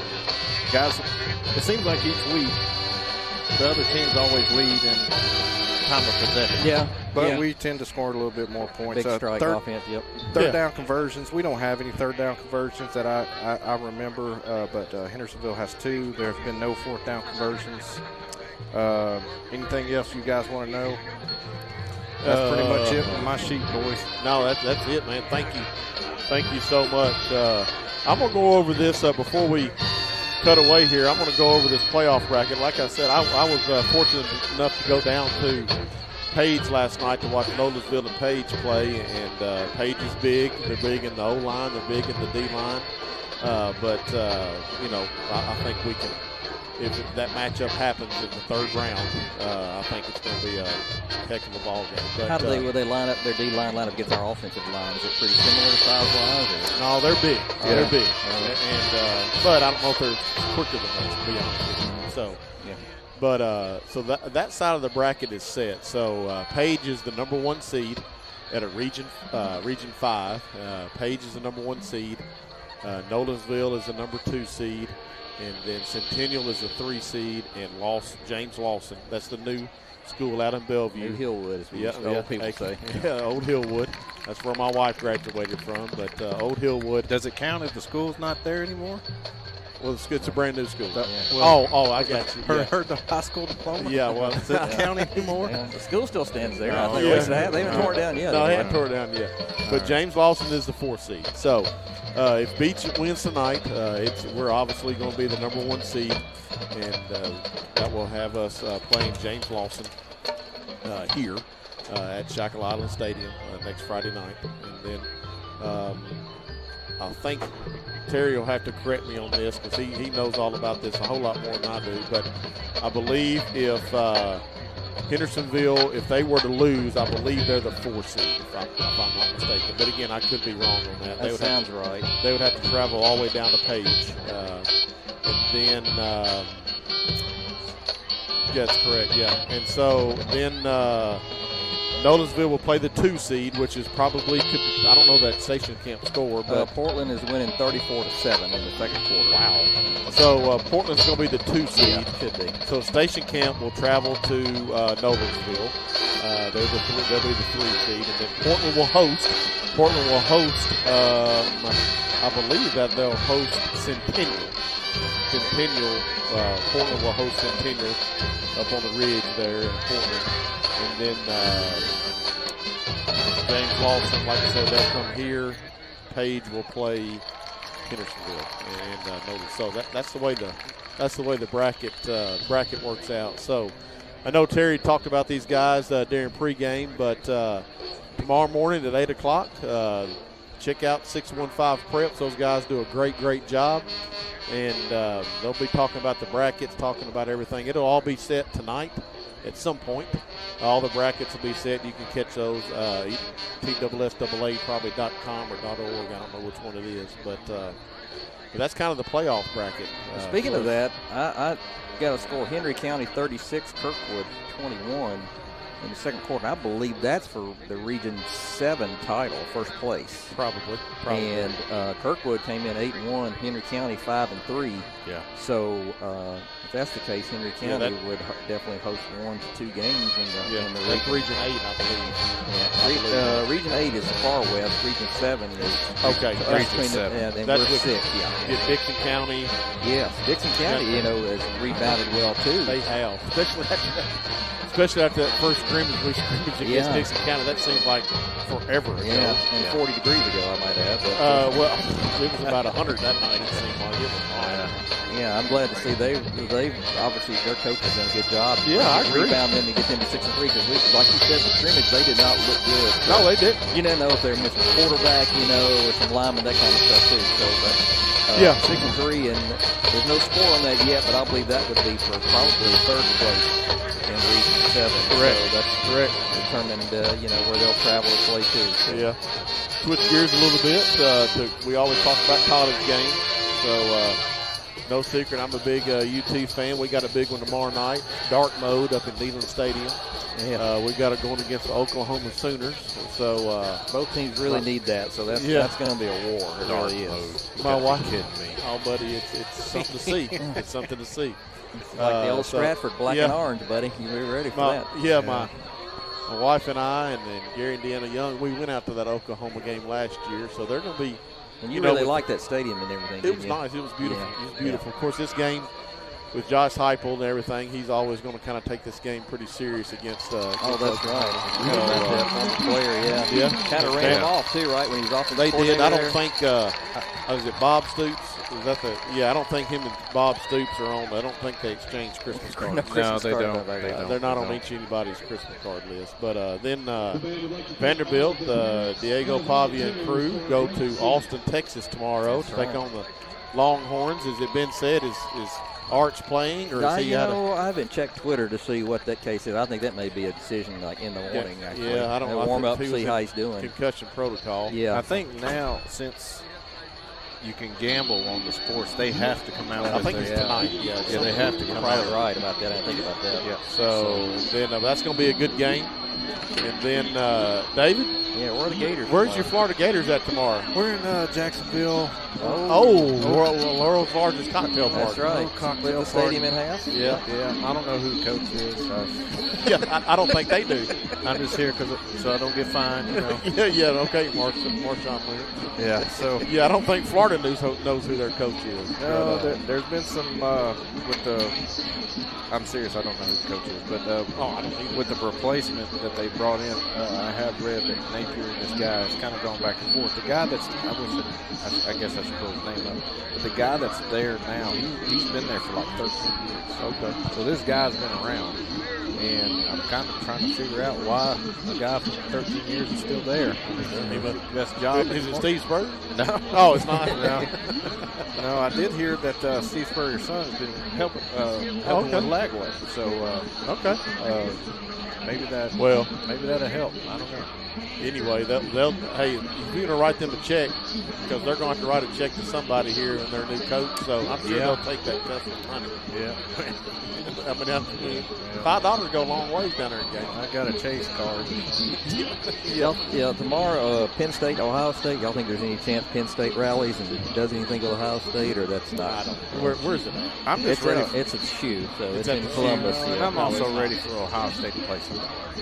I mean, I'm being serious. I'm not trying to be funny. They really have not. Yeah, you're right. Anybody. The Big Ten is really. I mean, it's really good at the top, but that's it. I mean, after you go past 3 or 4 teams, it really drops off this year. The Big 10, so, or Big 12 or Big 16, whatever they are. Oh gosh, who knows? Well, guys, that was the that's your halftime show. Also, by the way, yes, Dodgers 3, Blue Jays 1 in the 6th inning. That's Game 6 of the World Series tonight. Yeah. So, but again, we appreciate you guys listening to us. Getting your halftime scores: Beech Buccaneers 21, Hendersonville Commandos 0. Again, this is the halftime show. This is Brandon Shanks, J.C. Swafford, David Cuffin. We appreciate you listening. We'll bring back in for the second half, and we'll bring back in Charlie and Terry here shortly. Again, this is your Beech Buccaneer Radio. The Sumner Prevention Coalition's mission is to unite people with vision commitment and resources to provide solutions to eliminate substance abuse and make a difference for youth, families, and individuals in Sumner County. We envision a healthy, safe, and thriving community free of substance abuse. If you or your child needs help, call or text Tennessee Redline at 1-800-889-9789. Learn more at SumnerCoalition.org. The Sumner Prevention Coalition is proud to support all Sumner County High School sports broadcasts on WHIN Radio and WHINradio.com. Mayhem is everywhere. On the leaky pipe you decided to repair yourself. That's right. You watched one online video and thought, yeah, that's something I can do. So you did. Tighten your glide. And here we are a few weeks later. You come home from your weekend away and, hey, I made you a little late. You've always wanted a house on the water, right? And now your basement is filled with it. And if you've got the wrong home insurance, you might be swimming in bills to clean up this mess. So get all state. Your agents help protect you from mayhem. That's Larry Maynard with Allstate Insurance. Give him a call at 615-452-1500. 615-452-1500. See what the personal service belongs to. You in good hands. Hey, all you MVPs, if you're feeling slightly aches and pains, it's time to call the timeout and visit High Point Orthopedics and Neurosurgery at Ascension St. Thomas, your home team for orthopedic and sports medicine care. So whether you've twisted an ankle during a morning jog or experiencing chronic knee or hip pain doing exercises, our all-star lineup of doctors and specialists will get you back in the game in no time. High Point Orthopedics and Neurosurgery with Ascension St. Thomas is the only group of specialists in Sumner County using the Mako robotic-assisted surgical robot to help patients get back in the game faster with less pain. So contact High Point Orthopedics and Neurosurgery with Ascension St. Thomas and score a big win for your health. High Point Orthopedics and Neurosurgery with Ascension St. Thomas has the clinics in Gallatin and Portland. Back at Shackle Island Stadium as the teams do their final warm-ups for getting ready for the third period. I'll give a big shout out to a good friend of mine, Mr. Jeff Jarrett, listening tonight. And Jeff, big Hendersonville fan, but that's okay. And listen right at home. I tell you what, though, they put on a heck of a show at the Pig Fest. Absolutely, they did. You and I went over there, and I don't know, saw some midget wrestling. My cousin Gary and his girlfriend was with us. He's actually here in the booth with us. And I tell you what, I needed that laugh. That was the most fun I've had in a long time, watching those guys wrestle. And that whole Pig Fest, I mean, that's become a big event there. And Jeff's show on Thursday night was outstanding. And then they had a good concert on Friday, so 3 days of it, highlighting and some really good food, by the way. A lot of Buccaneers and Commandos there that night. It was. Huge crowd. So looking forward to next year. Hopefully we'll be able to see that same wrestling show. Well, we got Riley Gaines in the house. See her down here. Good deal. So, is Brad here? I don't see Brad. I'd love to see Brad, but I don't see him anywhere. Getting ready to the halftime show. The guys went through the scoring there, and a lot of scoring, a lot of scores happening. Portland up 34-7 is what I've been hearing at halftime over at Station Camp. So Portland looks like they're holding up their end of the deal. If this score here holds with Beech, then Portland will be number 2, and they will host a game. And it would probably be, well, it would be against Centennial. Again, the Region 5, which is Page, number 1, Nolensville, number 2. I believe it is Lawson, number 4, and Centennial, number 3. All those games were played last night, so that region is solidified, if you will. And there we go. Charlie, go ahead. I'm sorry. No, I was just going to say hello to Butch Waby and his boy Ben is driving to East Tennessee, listening to the game. Faithful listeners. So appreciate those guys listening in. It is pretty darn cold out here tonight. I tell you, I'm glad we're up here in the confines of this, this awesome press box. I think JC might have lost a finger there. He came up and gave me a handshake, and it's like gripping an ice cube. So he's a real warrior down there. Our eyes on the field. So he's down there, and we're getting ready. The referees, I love these referees, man. They're stretching and running in place. This crew looks a little younger than some of the ones we've had, and guys look like they could get out there and run. We've had some that looked like they were at Heaven's waiting room here on the field. Yeah, these guys are young and spry and ready to go. We're just 50 seconds from restarting this game. Kind of a sloppy game, in the first quarter, but we kind of settled down. But it by no means was a perfect game for either side in the first half. Yeah, no, I mean, one thing about referees, man, we give them a hard time sometimes. We don't always agree with them, but I tell you what, hats off to these guys. They're not doing this for a huge paycheck, believe me. I know a couple of guys have refereed for years, and they're not doing it for the money. They're not making, as you said, they're not making their house note off of refereeing a few high school football games. So, thankfully we got these guys, and there's been a shortage of referees, and again, may not always agree with them, but glad we have them. Yeah, they do the best they can, and you're not going to play this game without them, and that's one of the reasons why we've had to play some games on Thursday nights, because there's a shortage of referees throughout the system, and it's not an easy job. You make very little, and you come out here and get yelled at. Right. No one's going to ever give you credit for making a great call. Yeah, you don't see anybody, the crowd standing up and cheering when there's a good call made. That just doesn't happen. No, there's a winner and a loser on every call. It is. Give a shout out to my beautiful daughter in Norfolk, Virginia, Madison Crow. Matthew, her husband, if he's listening, my son-in-law.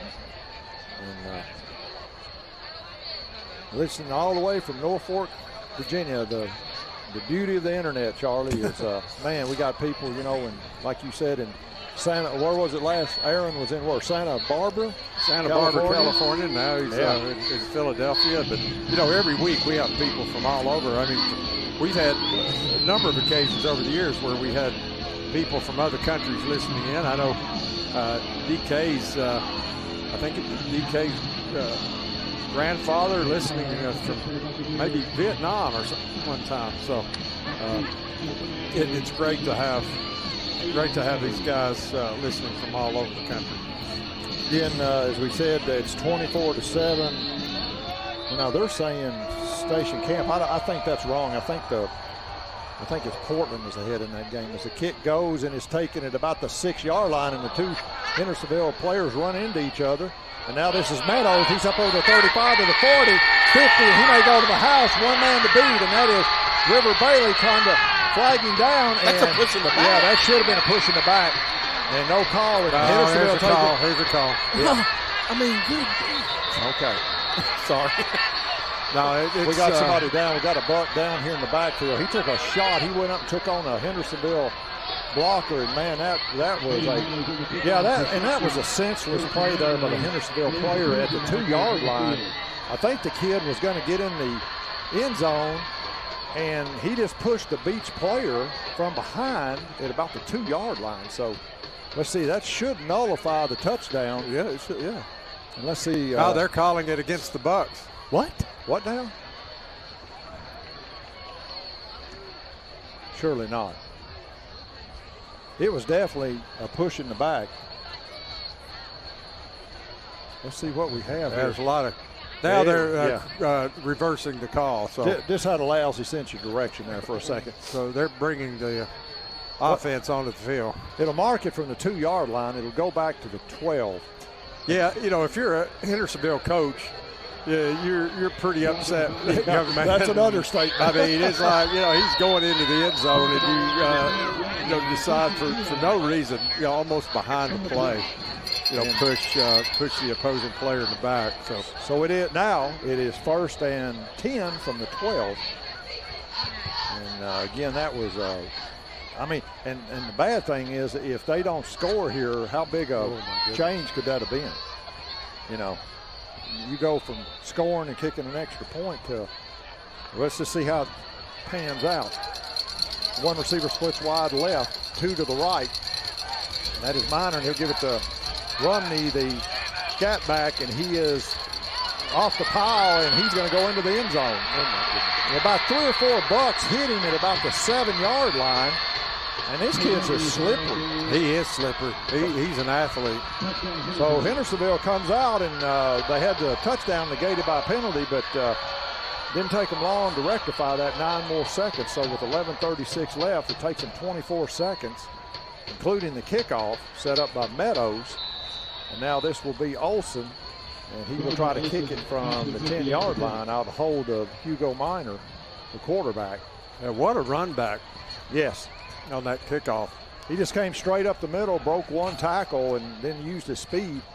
And the ball is kicked, and it is good. And so Hendersonville comes out firing. They deferred their choice to the second half, and that's one of the benefits of it. So Beech now needs to respond really quick to knock down this momentum. Yeah, on that extra point, one of the things Hendersonville's always had is a great kicking game. Yes. Always had a solid, above average, if not excellent, soccer program. I'm going back to, Charlie, if you remember the name of a young man that went to the University of Tennessee that kicked it. I'm talking 20 years ago. Was that Jay Hall? Or what? No, I was trying to remember. You remember Brandon? He went to Tennessee from Hendersonville. From Hendersonville? Yeah, he was a kicker, and he did those. He did the kicking camps for. James Wilhoit. Yeah, Wilhoit. There you go, Wilhoit. Right. There you go. That's probably been 20 years ago. But he was an outstanding kicker, and then went up on the hill and kicked at Rocky Top. So he sure did. And like you said, there's been a long line of kickers. But Beech has had good kickers too. Christian Peak, and they've had some real kickers here. Nate Crawl, yeah. And you can't forget about Thomas Mendoza. Yes. Mr. Thomas has done a phenomenal job. So Olsen now will put the ball on the tee at the 40, and he'll kick deep, and that is Miller and Laster inside the 5, and this is a low line driver. And here we go. Laster takes it about the 2, comes straight up the middle to the 10, 15, 20. He's got a seam, 35, 40, 45. He may go. Here you go, 30, 20. And he is into the end zone. Untouched. Jeramy Laster. We've been talking about this. Waiting for his magic to happen. Well, it's just a matter of time. He's so athletic and quick. It was just a matter of time before he broke one. I'm going to call that a 98-yarder. I think he took it at about the 2. It's 98. Okay, we're going to go with 98. Yes, sir. And Mendoza. So, how quick? And let's see, is Janai tired out, not being able to lead the pack now? I don't see her anymore. Yeah, I don't see her running in front now. So she's still eating her hamburger from the concession stand. Yeah. As Mendoza will try the extra point through the smoke cloud again. I don't know what the smoke bombs coming out of the student section. And the kick is up, and it is through the pipes. And now Beech. So Charlie, against Gallatin, we had 2 touchdowns in 60 seconds. 13 points now. We've had 14 points in 41 seconds. So a kickback that should have been a touchdown. There was a penalty, and they scored on one play. And then Laster takes it to the house. I mean, talk about letting the air out of your team. Yes. You're on a high, and then bam. They popped that balloon. That was a couple of big run backs there. Again, we want to talk about 615 Preps in the morning, 8 o'clock. Tune in for their expanded playoff preview show. The guy, Scott and Cam and Joe, all doing a great job there, and Chris Brooks and others. Who's the Beech alum? KJ Harris. Yeah, KJ graduated with great. Yeah. Is he on that show? Occasionally. He's in college down in Alabama. So they've got a bunch of other guys that come in. But those are the 4 main guys. Gotcha. And They do a fantastic job. We're always talking about them. But if you haven't, I know Matt Lodge, and he listens to them every time we're on. So, yeah, Matt, he's a student of of the high school game. That's for sure. Nate Crawl kicks it. It hits it about the 12, and it finally goes out of bounds. I thought for a minute that Meadows was looking at it, and it might stay in bounds, but it does go out. And so they can take it at the 35. Well, I think they'd prefer that than a run back. So. Right. So there you go. So Beech's defense, I said it. You've got Barrett Brown at nose tackle. You've got Sam Keith and Owen Knight at the end. JC, I don't think Laster was even touched on that play. No, it was a great block in the middle there. He really cut the seam right up the middle. And he went across, to the left side of the field or the right side of the field. And one guy had a shot at him, but he may have grazed him, but that was it. It was, like you said, it was just a blue blur running through that field right there. So Hendersonville, this is a rarity. They elect to make Beech kick it again 5 yards back. I don't know about that, Charlie. You had the ball at the 35, but they're really depending on their kicking game. And so let's see how Beech. Now, last game, if you'll remember, they put Mendoza in the second half so he could kick them high and short. They basically said kick a field goal on a kickoff. And he kicked it way high. Yeah, this is Nate Crawl. So, again, Meadows will back up. He's the dangerous man who took it. And now Crawl kicks it, and, man, he hit it to about the 8-yard line. And it's again to Meadows. He comes up the right side. And he's hit it down. Man, that was Caden Campbell, the H-back, an outside linebacker, and he puts him down at about the 28. So they lost 7 yards on that decision. I know. I don't know. I don't understand that, but it shows a lot of confidence in their return team. It is. Well, I mean, you got Meadows back there. He just busted one should have been a touchdown.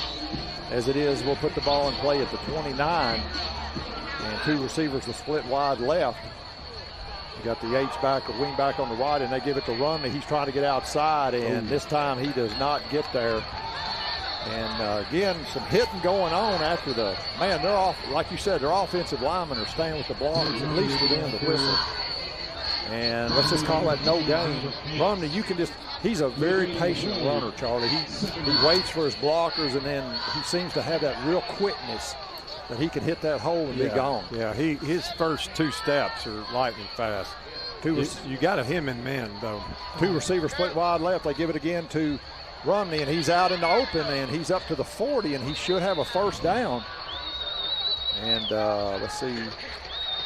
He will be at the 40-yard line. It'll be a 1st and 10. 10:35 left in the third period. We've had a lot of fireworks, literally, in this first few seconds of the third period. Each team was 7.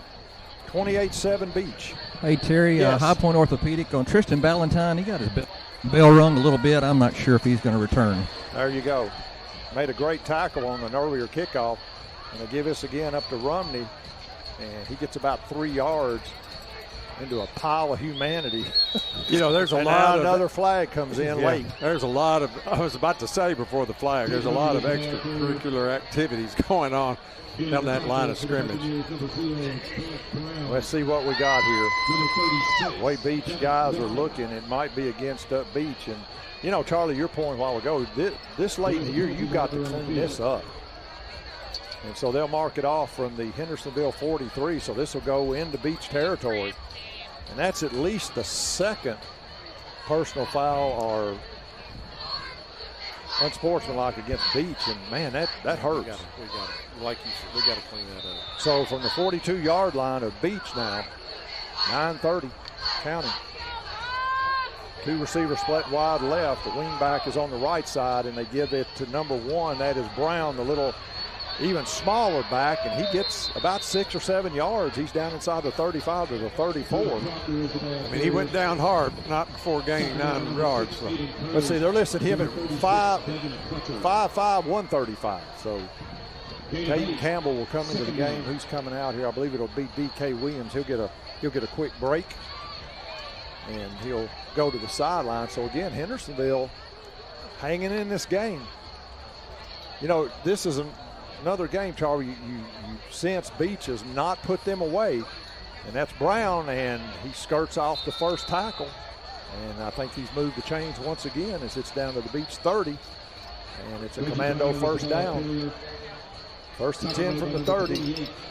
8:40 left in the third quarter. You know, this Commando team was down 17-0 to Station Camp a few weeks ago, and were able to come back and pull the game out in overtime.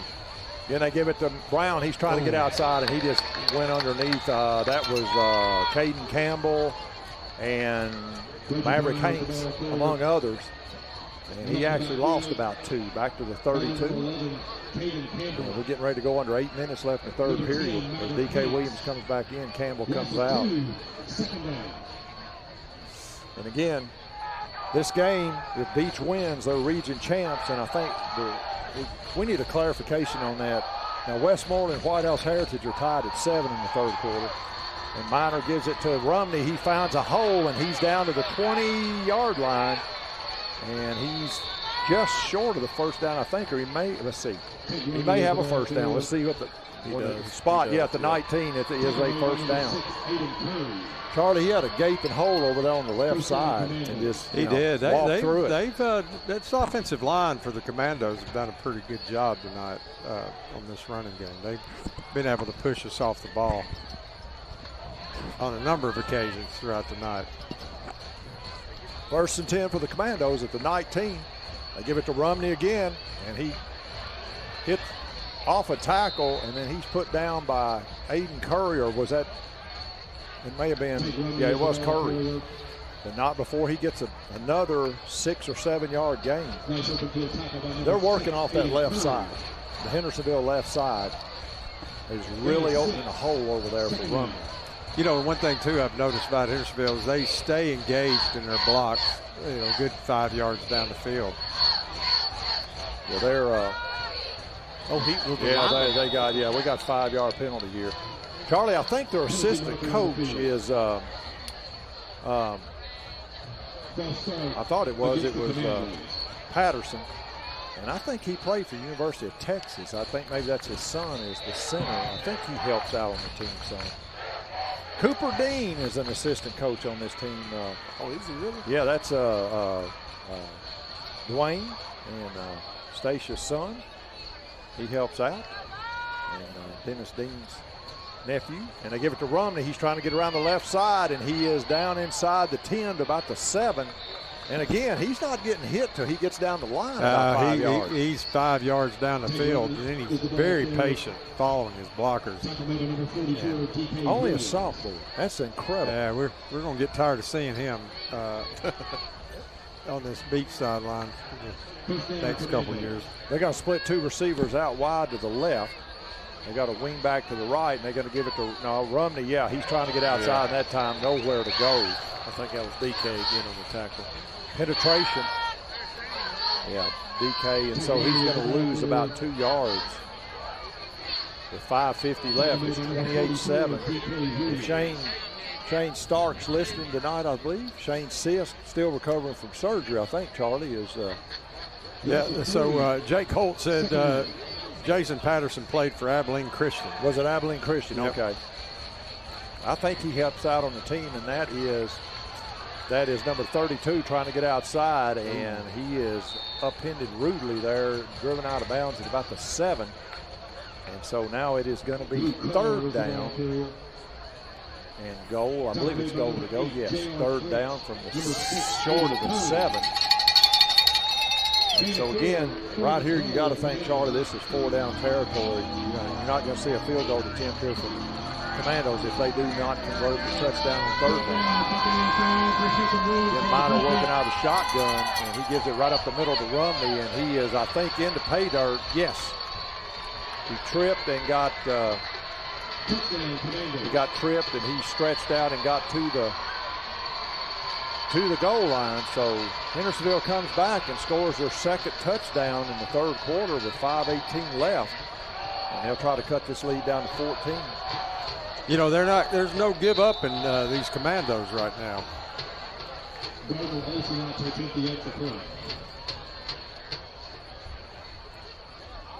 No, there's not. I mean, it's a rivalry game. There's a lot of pride here on both sides. But again, Beech, Charlie, is your point well taken. Missed. Okay, so that is 28-13. To your point, Charlie, this late in the season, this is the 10th game of the year, and Beech is still kicking themselves sometimes with these penalties, either personal fouls or unsportsmanlike. And all of them are dead ball after the tackle. Yeah, you got to make the play and be quiet.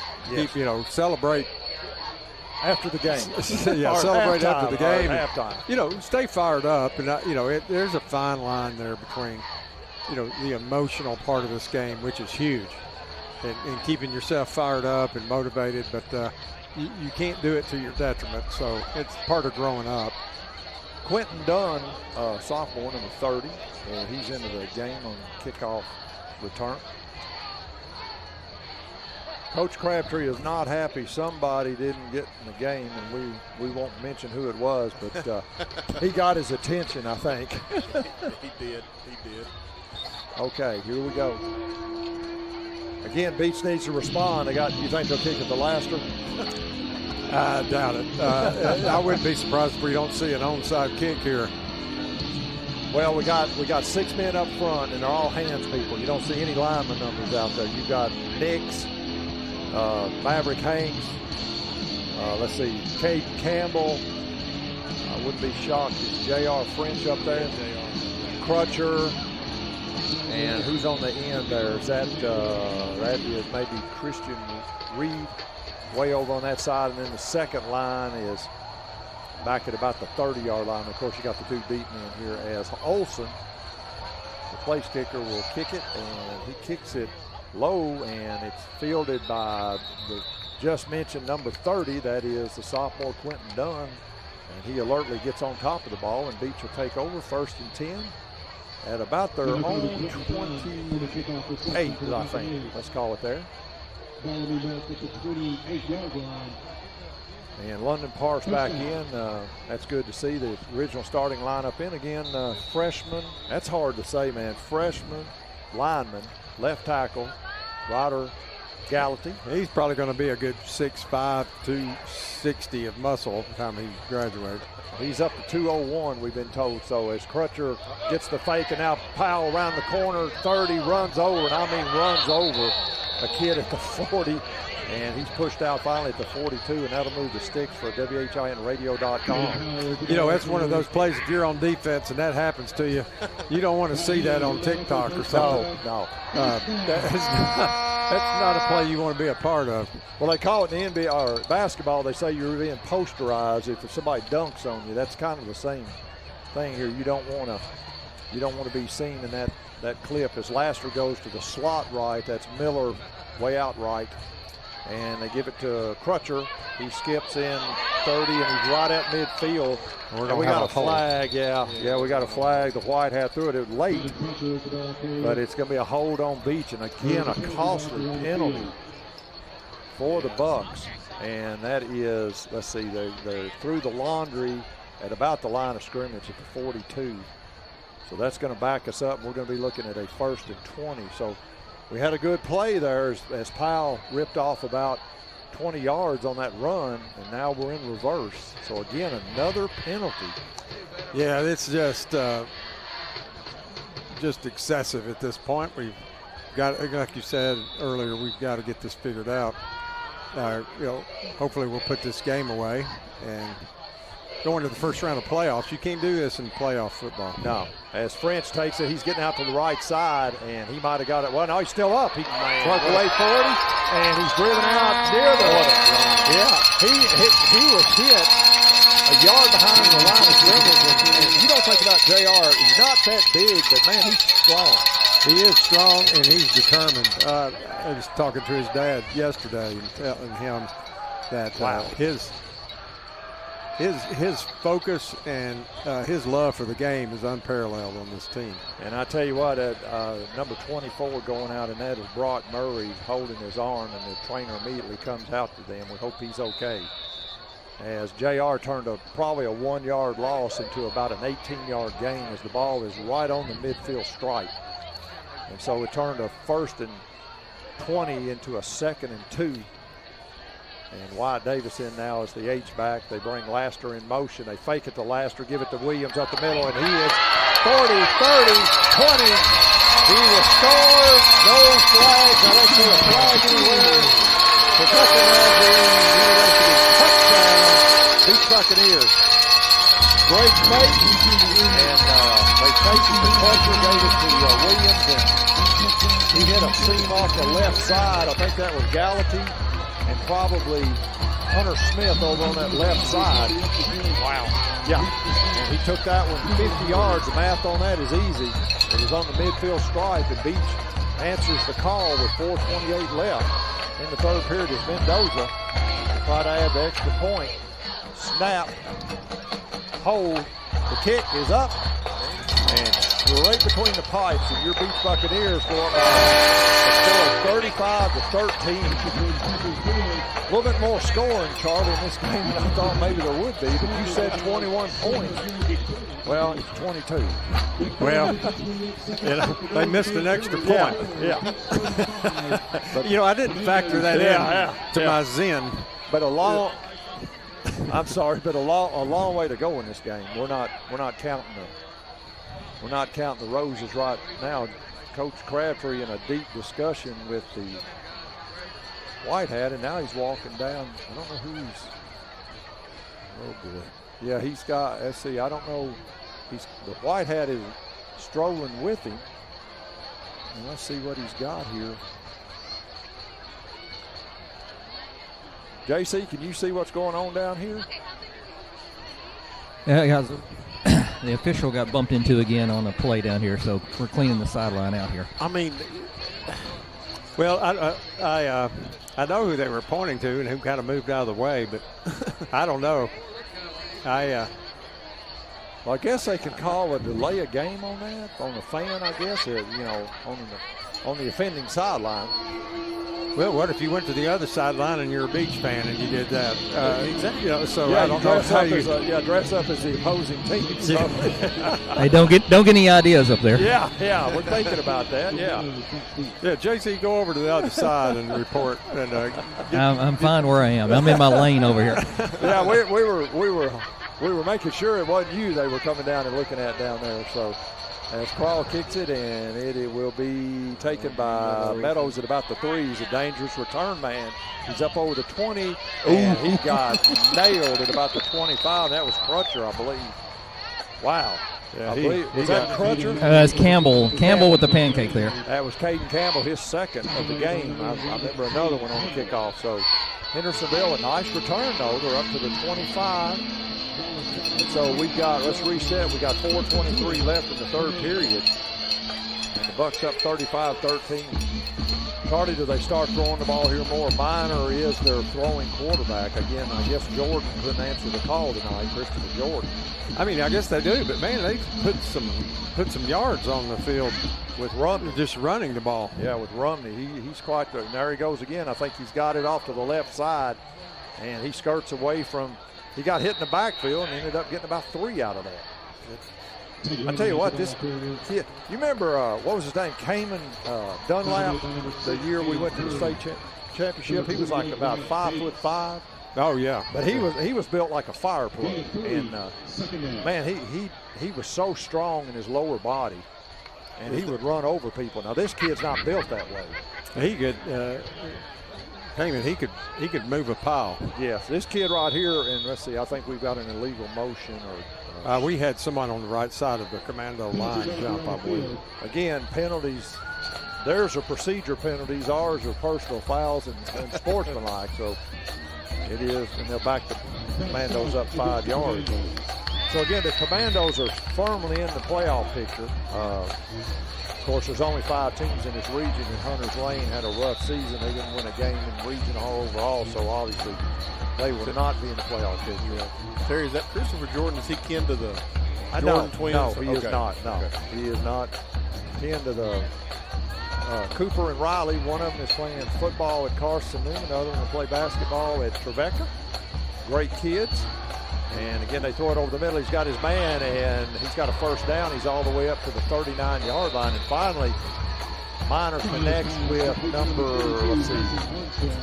22. Is that 22? And that is Mason Armstrong. Yeah, good throw, good catch, good run after catch.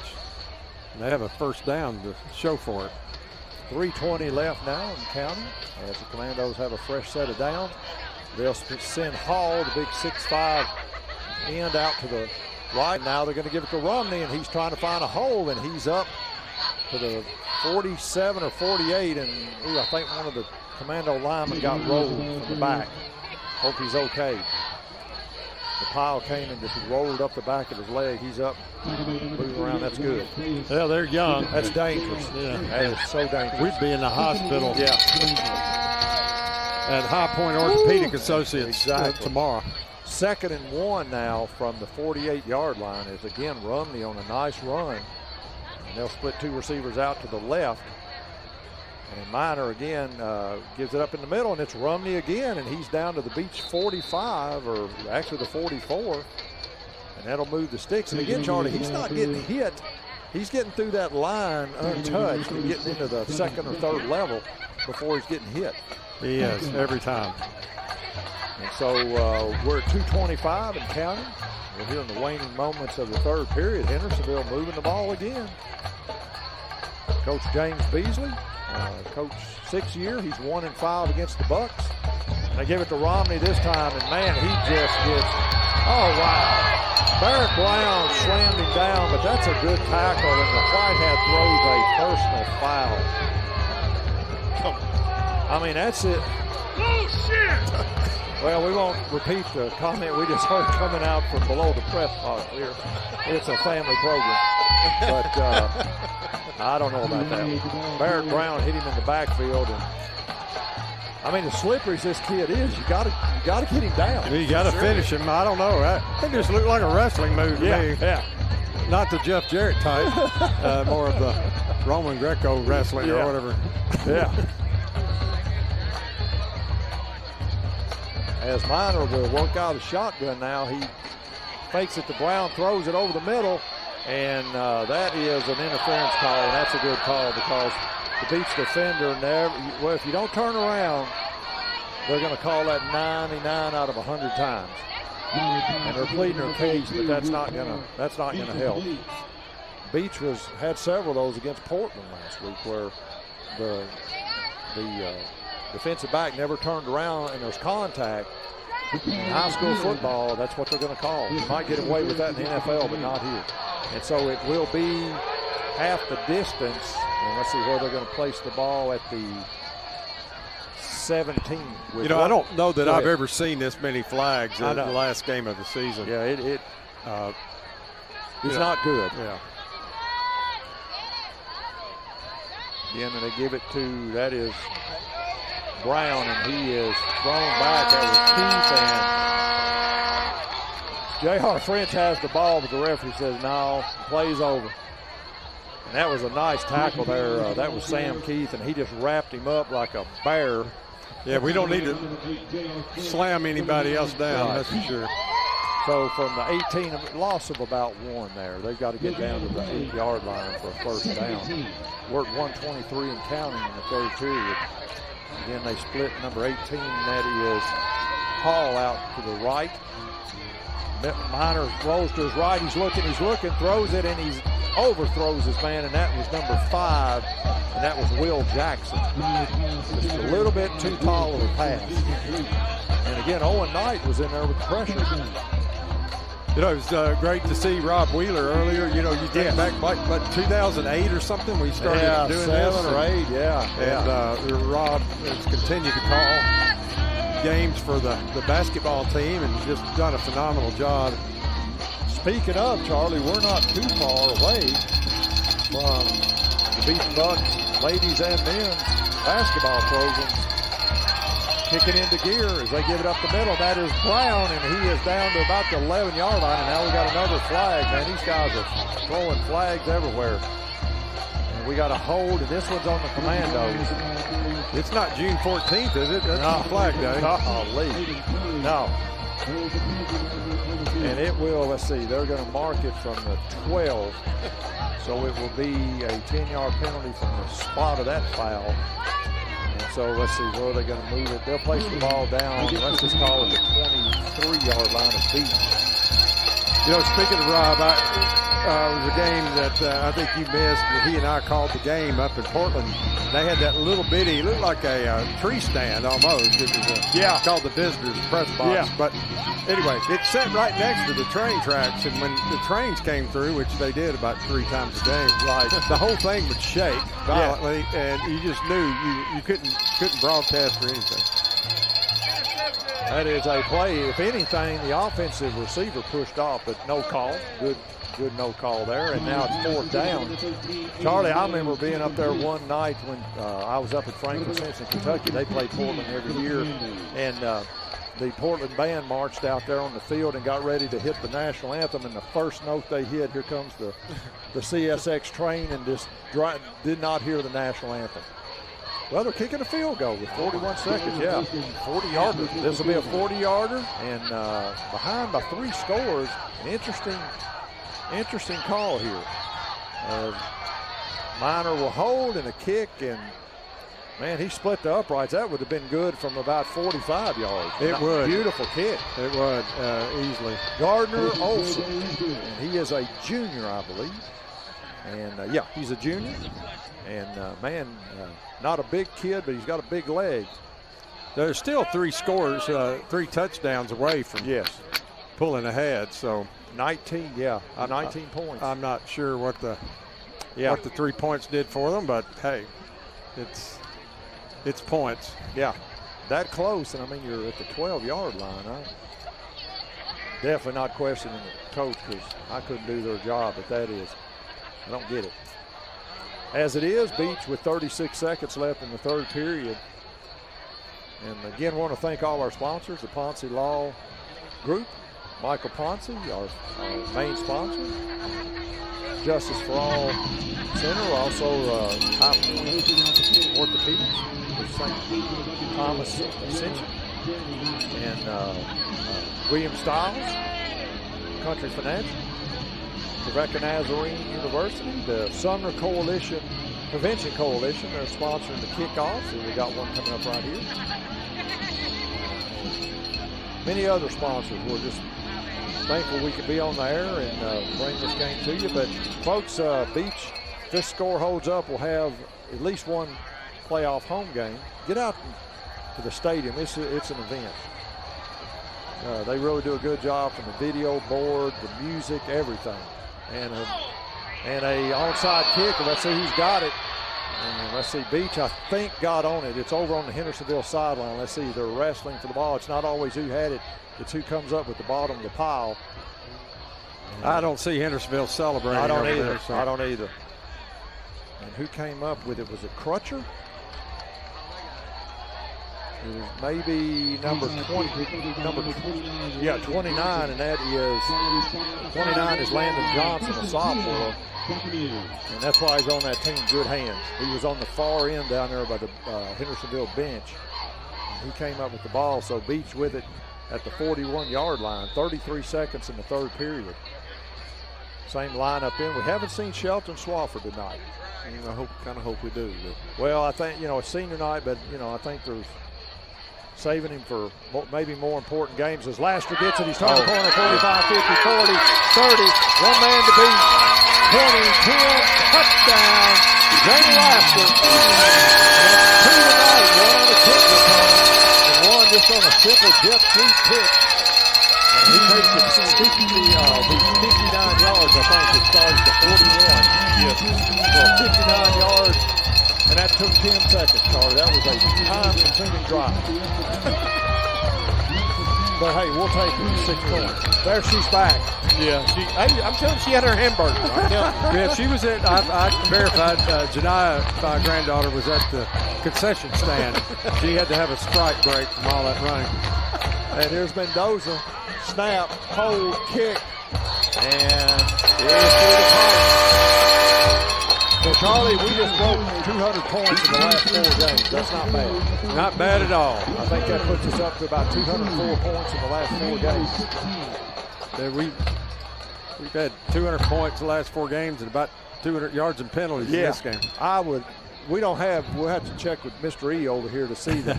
We're probably in triple digits at least in penalties tonight. And I know that's going to be maybe a point of emphasis after the game here with the main man down there.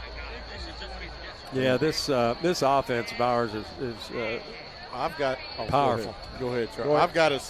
I got us for 9 penalties. You have a yardage amount on them? I've got 83, but that's not. I wouldn't go to Vegas on that. Yeah, it seems to me it would easily be 100, but that's okay, man. We're up 42-16. 23 seconds left in this third quarter. Yeah. Well, I've got us a total of 21 rushes for 323 yards. Goodness gracious. I'll get us the leaders here real fast before this kickoff. DK's up to 118 on 9 carries. Caden Powell's up to 5 for 108. That's not a bad average, almost 22 yards a clip. Yeah. Not bad at all. As Crawl will hit it, and it goes. And, why did he do that? Wow. The Hendersonville returner went over about a yard from the sideline, and the ball went off of him and out of bounds. JC, not a good decision there, and that's not the normal kid they have over there.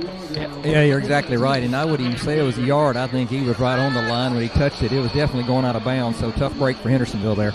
Yeah, that would have been started no worse from the 35, and as it is now, Hendersonville will start from their own 4. A crucial mistake there by the young man. He's a senior. I'm not going to mention the name, but he was a senior.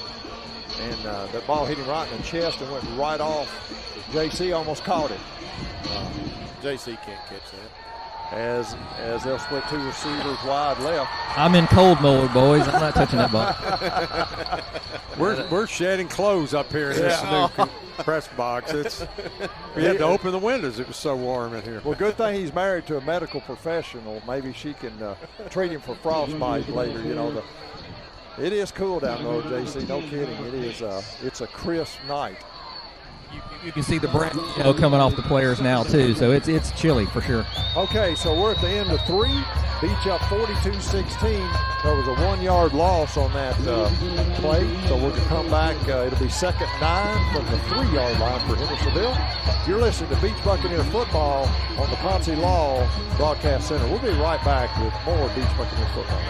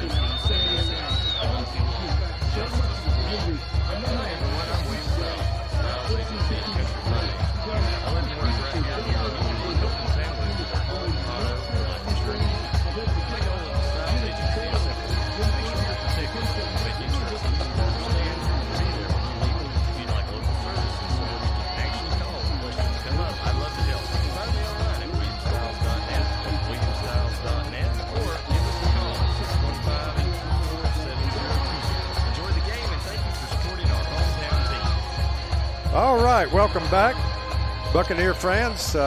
Starting in the fourth quarter, the Bucs up 42-16. And just starting this fourth quarter, Hendersonville with the ball starting on their own 2-yard line. So let's see, here it is. It's not Romney, it is, let me pick up the running back. It is Romney. He gets out to about the 6, a gain of 3. So now it's going to bring up 3rd and about 8. Charlie, again, Hendersonville, back in the shadow of their own goal post is and got to be careful here. You would think they're going to keep it on the ground, but Hugo Minor, he's got a good arm. He does, and they've had a couple of good, solid pass plays. Beech does not add an extra running back. Now, Wyatt Davis does come out and take one of the slot backs, and Minor keeps it himself, and I don't get that play. Is Owen Knight there. Grandpa will be happy on that one, man. He stayed at home, and snuffed that out right at the line of scrimmage. He did. Owen is, he and Sam Keith, these two sophomore defensive ends, are playing lights out. You know, when you can play a couple of sophomores like that, I mean, it pays huge dividends over the next 2-3 years, couple of years. So Hendersonville will kick it. They're not going to chance it with 11:45 in the fourth period and counting. Hey, Terry, I'd give a High Point Orthopedic, Brock Murray, I believe it was, for Yes. Hendersonville. He's able to be back on the field, so if anybody's listening, that's good news for him. Good deal. Number 24 went out a while ago shaking up. Glad to see he's back in the game. And a fake punt. They give it to the up man, and that is number 10, and he's got the first down and more as he's up to the 21-yard line, and that is Joshua Hancock. He's a sophomore. Hey, what a gutsy call. Big gamble, yes. Pulling out the stops here. Fake punt, but yeah, what do you have to lose? Yeah, he was the, I guess you call it the protector back there, about 4 or 5 yards behind the center. And they direct, and here comes Murray. Yeah, good to see that. Number 24, he comes out wide left. And they give this again. This is Rumney. He's waiting for the hold open, and it never did, so he got about a yard. And again, I can't say how impressed I am with this kid. He should have went over 1,000 yards for the year. He came into the game with 826. I got to think he's maybe got the 174 this game. Yeah, he's definitely their leading rusher. No doubt.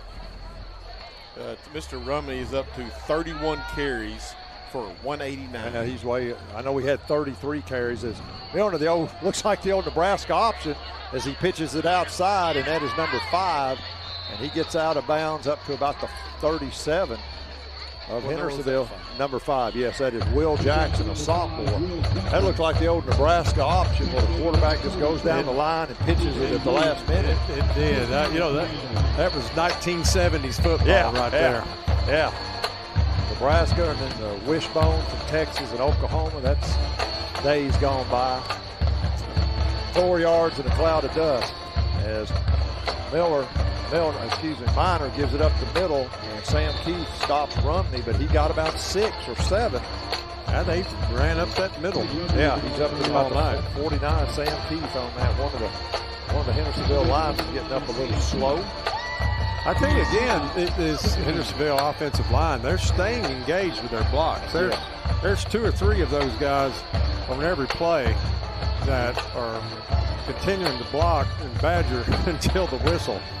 And, that's a great thing. And one of the reasons why they've been able to move the ball somewhat up the middle. Again, Minor gives it up the middle to Rumney, and he gets about a yard right to the midfield stripe. Our good friend Jeff Combs, who's the play-by-play man, WHIN, up at Westmoreland, he said overtime with the White House Heritage Patriots, he said that's the 3rd overtime that the Westmoreland Eagles have had this year. And again, that's an important region game for they're 2-1 and they are 2-1 in the region. And Heritage is 3-0, so Westmoreland could maybe capture the region crown tonight. And again, here's that option play as Minor throws it out and upended. Comes submarining in there was River Bailey, and he moves the sticks as if the ball is at let's see, where are they going to mark it? Right at the midfield stripe again. Is that Rumney? Yeah, it was Rumney again. Got the first down up to the 50-yard line. Caden Campbell checks back in the game. Crutcher goes out. That's a number of folks on the Hendersonville side leaving. We've lost a few fans here on this side too. It is a cold night on this Halloween. 7:49 left in the fourth period.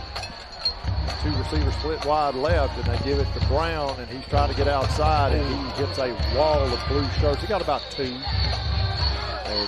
D.K. Williams is on the bottom of that pile, and several more. J.R. French, he got about 1.5 yards on that. Just call it 2. They're going to place the ball at the 48-yard line. He earned all 1.5 of those. Yeah, that was Brown, I believe. Number 1, I believe that was. So again, Hendersonville got all 3 timeouts left. 7:15 left in the fourth period, and they'll split 2 receivers out wide left. Got their H back to the right, and Milner Minor thought the running back was coming the other way, and Caden Campbell slams him to the ground that time. That's a bad feeling, I'm sure, if you're a quarterback and you go to hand it off to your left and the running back's there's nobody there. Yeah, the other left. Yeah. Somebody wasn't on the right page there, one or the other. And it's back to the 50, so they're back to 3rd and 10.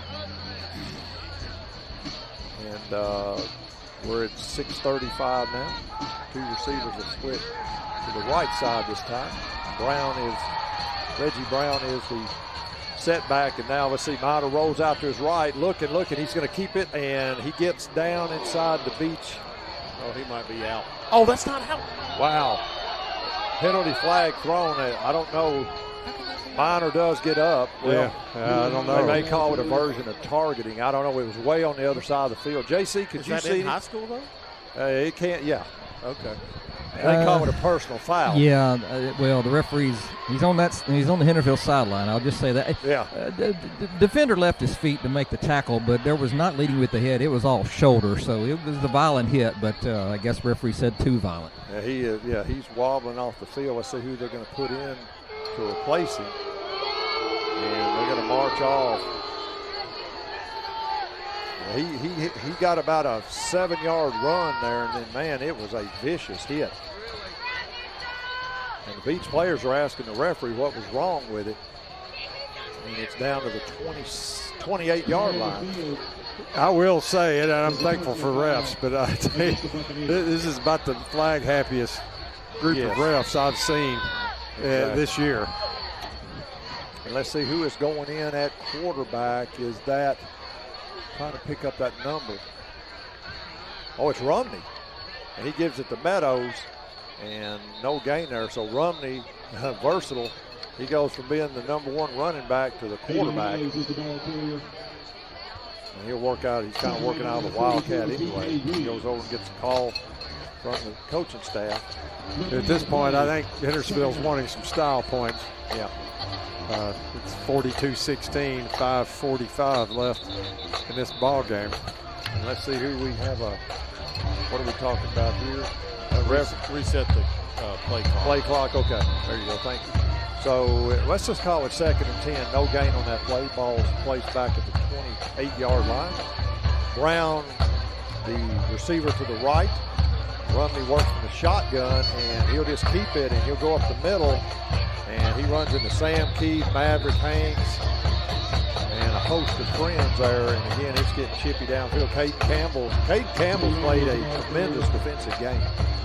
And that again went for no gain. So it's now 3rd and 10. And we're approaching 5 minutes left in this game. Again, evidently they've got a nail biter. Well, that score was reversed. It is Station Camp 34, Portland 21 at the end of the 3rd. So, really, man, that further muddies the region. We won't worry about it. Looks like we're going to win the region, but it's a log jam behind us. And again, Rumney gives it to, man, there's a flag down, number 32, and he is down inside the 5-yard line, and that was Luke Carr. It's going to come back. But it's coming back. Yeah. Yes, sir. You're right, Charlie. What is that? Flag on the 30? Have we gone more than 4 plays this game without a flag? I know. I would hate to see the combined penalty yardage on this game. It's got to be approaching 200 between the two teams. Wow. And this game is went already 2 hours and 20 minutes. So they'll mark it, since it happened in the backfield, it'll come from the line of scrimmage. So it'll make it 3rd and 20 on the the Beech 38. Hendersonville has the ball at the Beech 38. And it's a big 3rd down here. And again, Rumney is in at quarterback. And he puts a man in motion, fakes it. Now he's going to try to run, and he runs into a wall of blue shirts. Well defended. He tried to come to the short side of the field. Charlie didn't look like he wanted to throw the ball there. They were just content on him to try to run it and find a hole, and there just wasn't one there. Well, they're certainly going to go for it here. You think? Yeah. I'm not going to say anything. We're running out of stuff to talk about. It's the last game of the season. Yeah, he's got a yard. 3 minutes, 40 seconds to go. Yeah.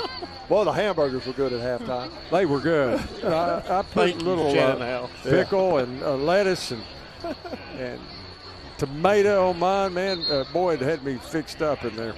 I tell you, these kids running around, Charlie, without shirts on, man, I don't know. I guess I was young enough to do that once upon a time. With 3:31 left, I see that.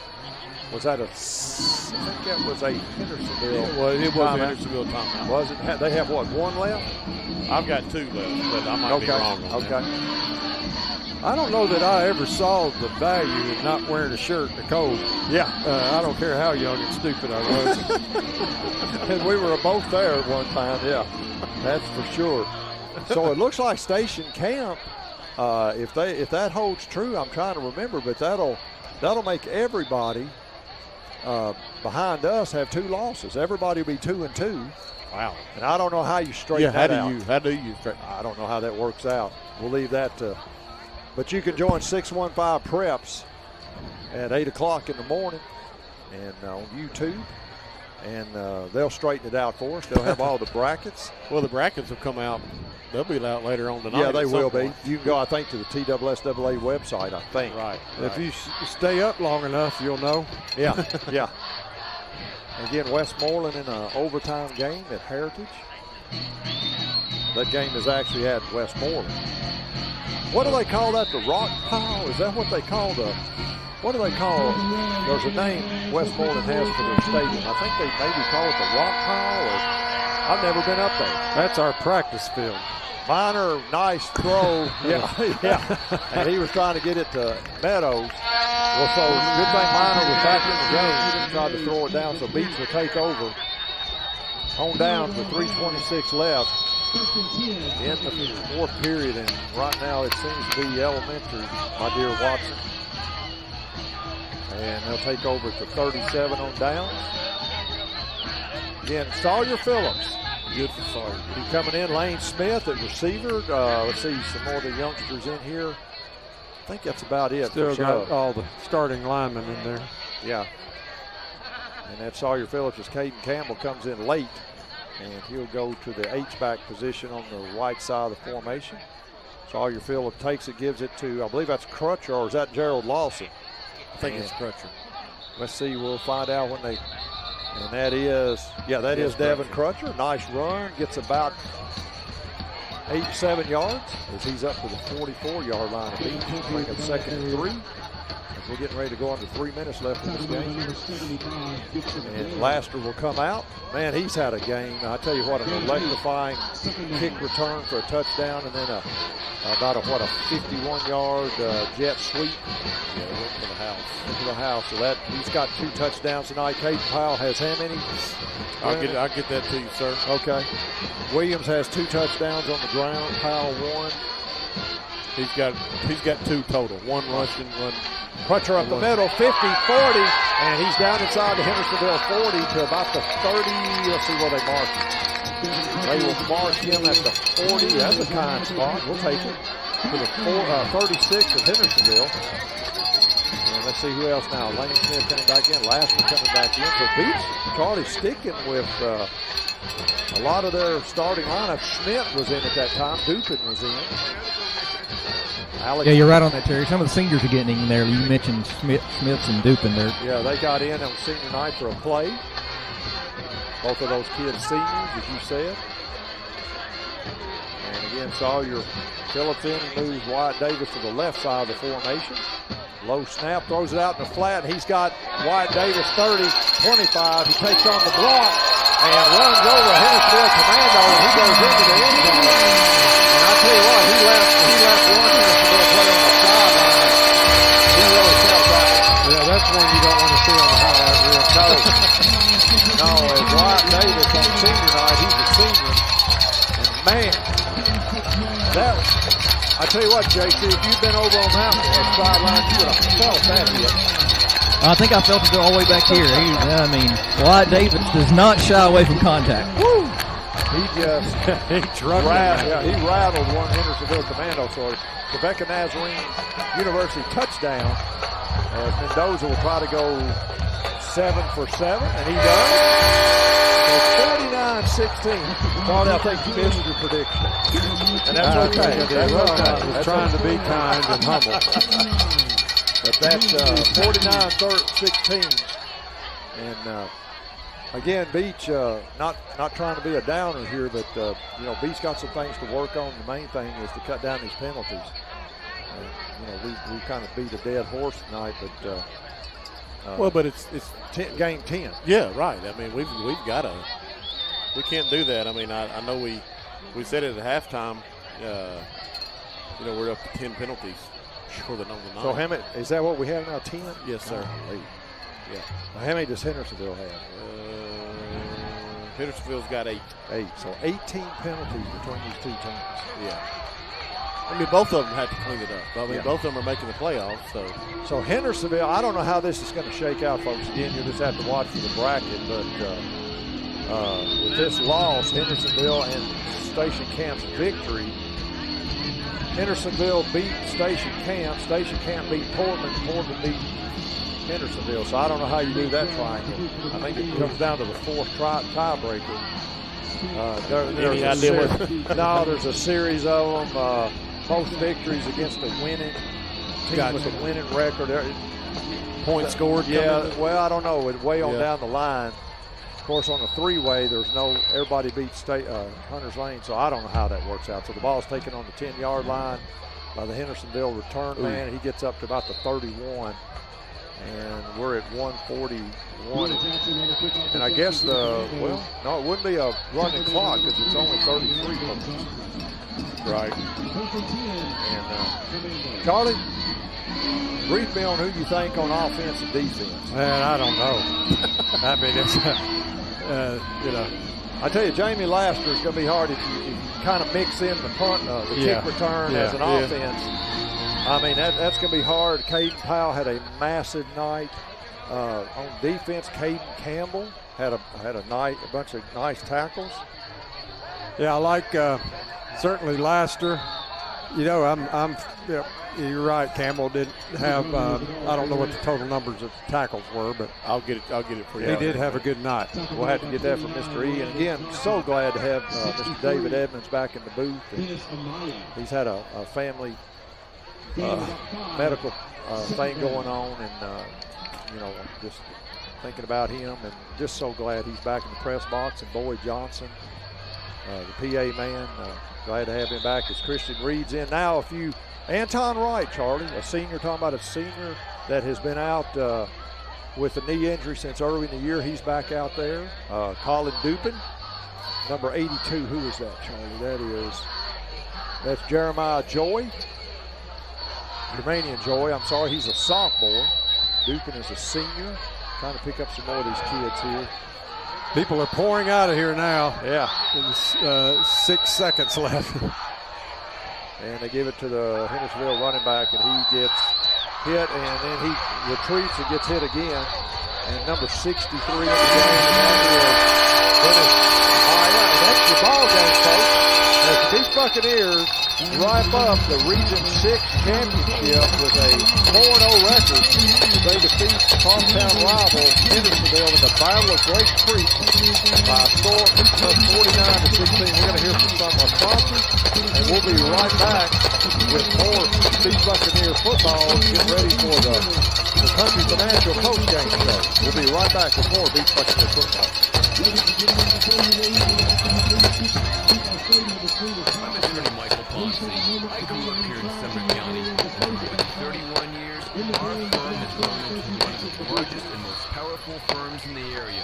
We've done this by getting results for our clients. We handle personal injury cases, workers' compensation, and Social Security disability. We give a free consultation over the phone. So if you need a lawyer that you can trust, call Ponce Law, 615-851-1776. Ponce Law. Justice for all. Pony Mailbox and Business Center is your one-stop shop for all of your packing and shipping needs. Locally owned and operated, we provide shipping services through all of the major U.S. carriers, including FedEx, UPS, DHL, and the Postal Service. With 2 convenient locations, you are never too far away. We're located at 242 West Main Street in Hendersonville and 540 West Main Street in Gallatin. In addition to shipping and selling a wide variety of packing supplies, we also provide copy, fax, notary, and print services, including banners, blueprints, and business cards. Hello, my name is Tommy Old.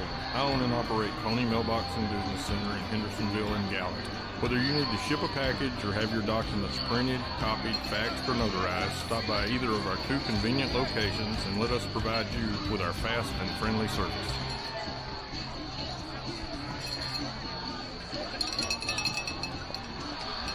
We're back at the Pony Mailbox post-game report. Pony Mailbox, you just heard, is Business Center in Gallatin and Hendersonville proudly sponsors our season-long post-game wrap-up show.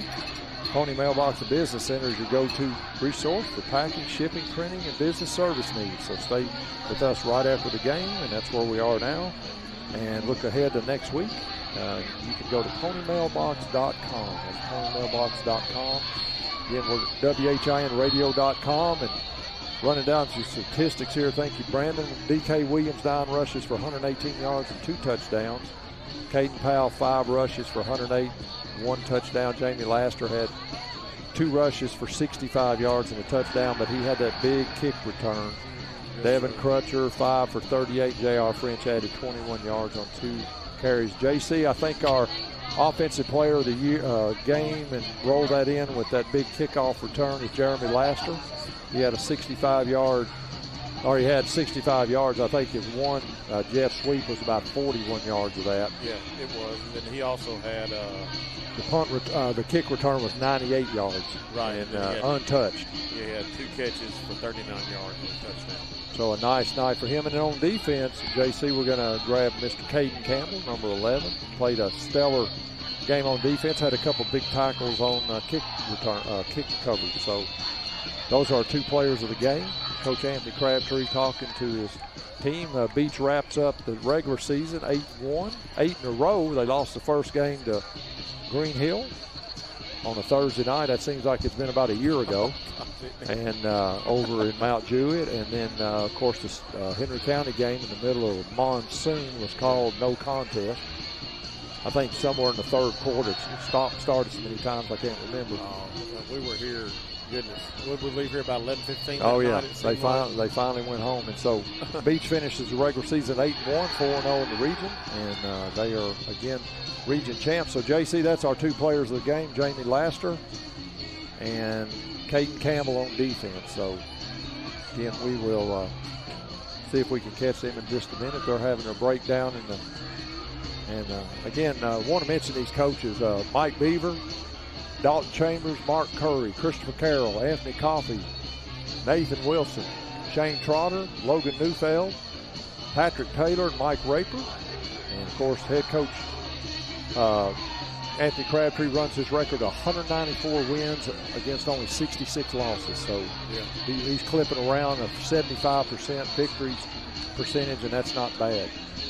JC, what do you got? Or if you can grab Coach Crabtree, either one. Yeah, guys, I'm here with Mr. Jeramy Laster. Jeremy, get a little jet sweep action for 6. What happened on that?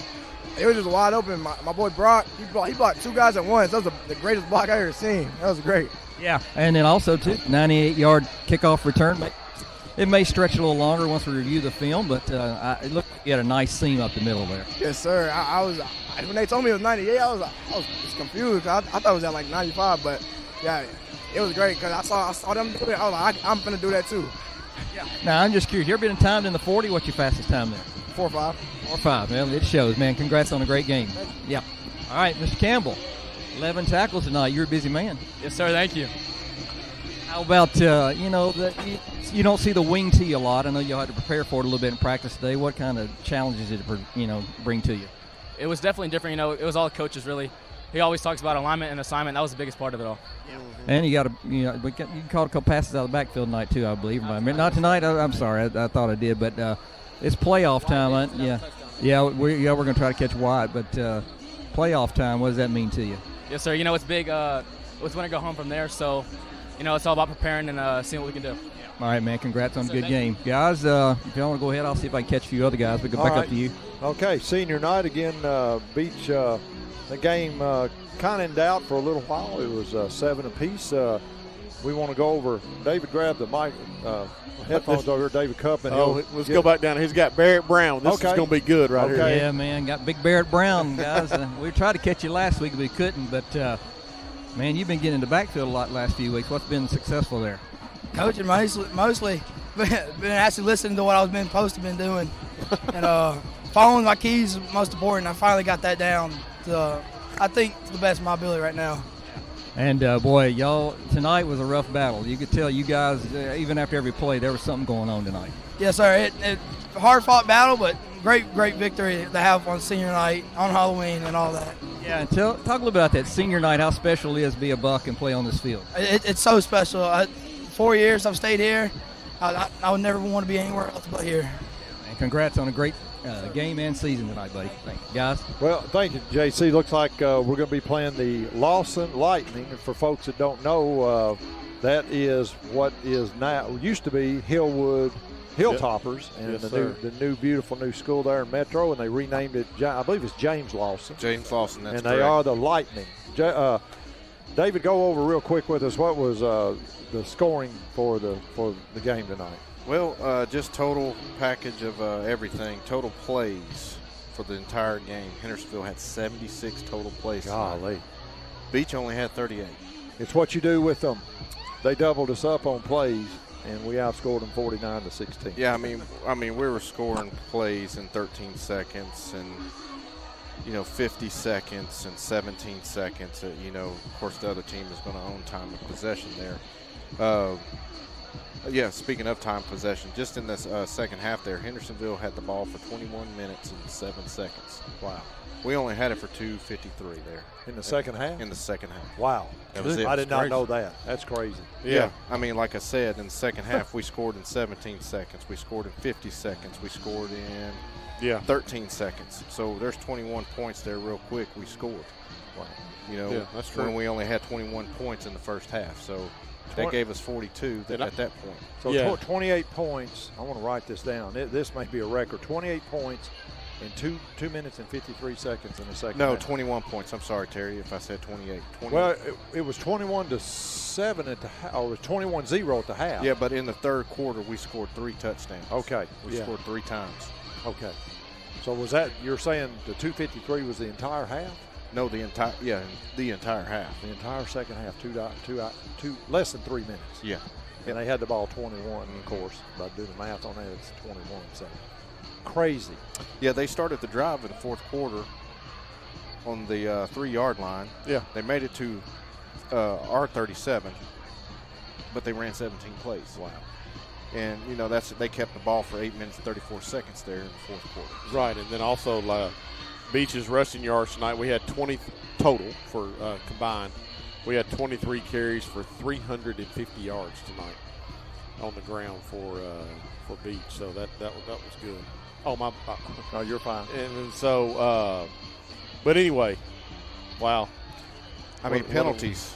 I think that's what I got 10, 18, 19 penalties combined, both teams. Yeah, it wasn't a perfect night. Again, as we keep hounding on, there's a lot to clean up. But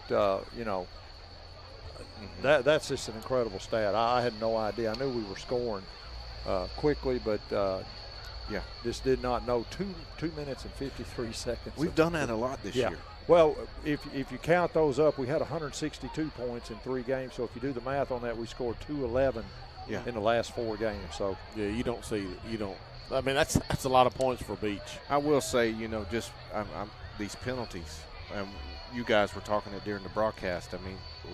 Playoffs start next week. Yes. Penalties are not good. Probably first round we're okay, but luckily we can score points to make up for those penalties because our penalties are 15 yards. Yes. They're right. They're personal 5, fouls, and they're unsportsmanlikes, and we lose downs, or it's just.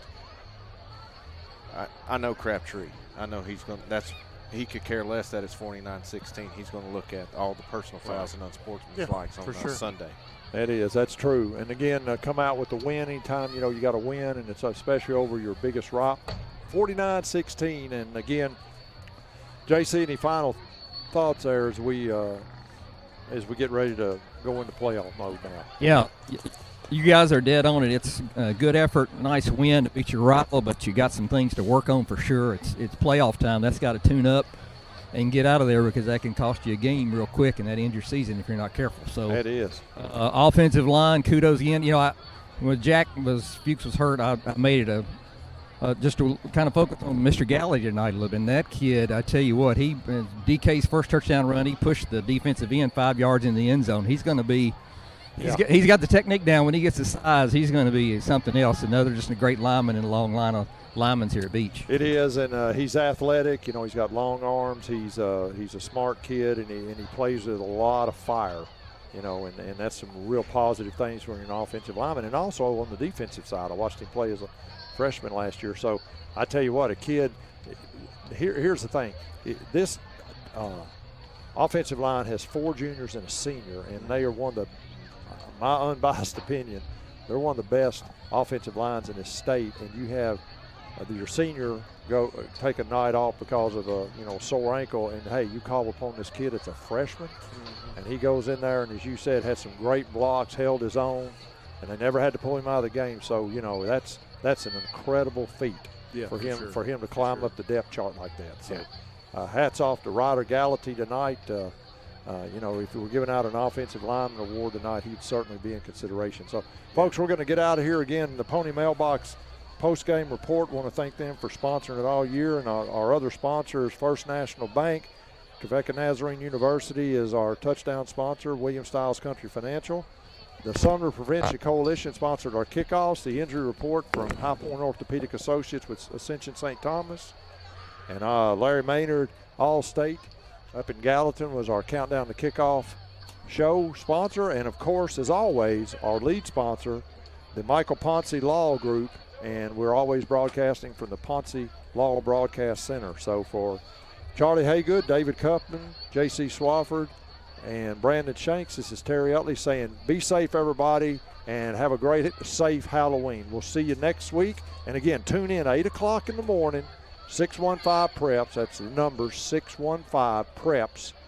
And at 8 o'clock, they're coming on early, and they're going to have an expanded playoff preview show. So join the guys tomorrow morning and get all updated on who's going to be playing where and when and how. So, again, for everybody, have a great weekend, and we'll see you hopefully at Shackle Island Stadium next Friday night as the Bucs, for the first time ever, they've hosted Hillwood, but now this is a new, I guess, a rebranded team, new branded school, and it is the Lawson Lightning. So we'll see you next week, folks. Good night, everybody.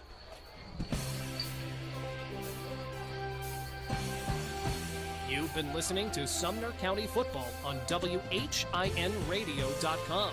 Tonight's game has been brought to you by Ponce Law, Justice for All, Trevecca Nazarene University, a Christian university in the heart of Nashville, Sumner Prevention Coalition, envision a community free from substance abuse, High Point Orthopedics and Neurosurgery with Ascension St. Thomas, William Stiles at Country Financial, First National Bank, your neighbor since 1905. Pony Mailbox and Business Center in Hendersonville and Gallatin. And by Larry Maynard, Allstate Insurance. You're in good hands. Thank you for listening to this special Sumner County High School sports presentation worldwide on WHINradio.com.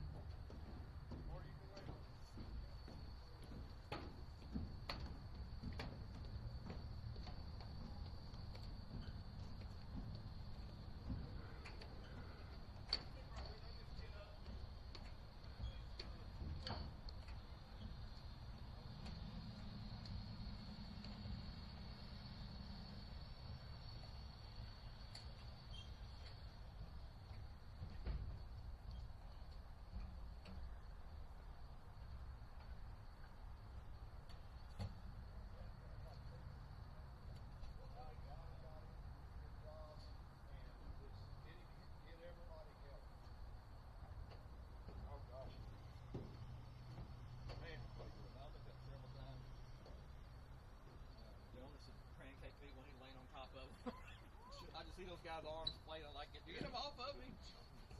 He's a goofball. He's a good football player. Smart.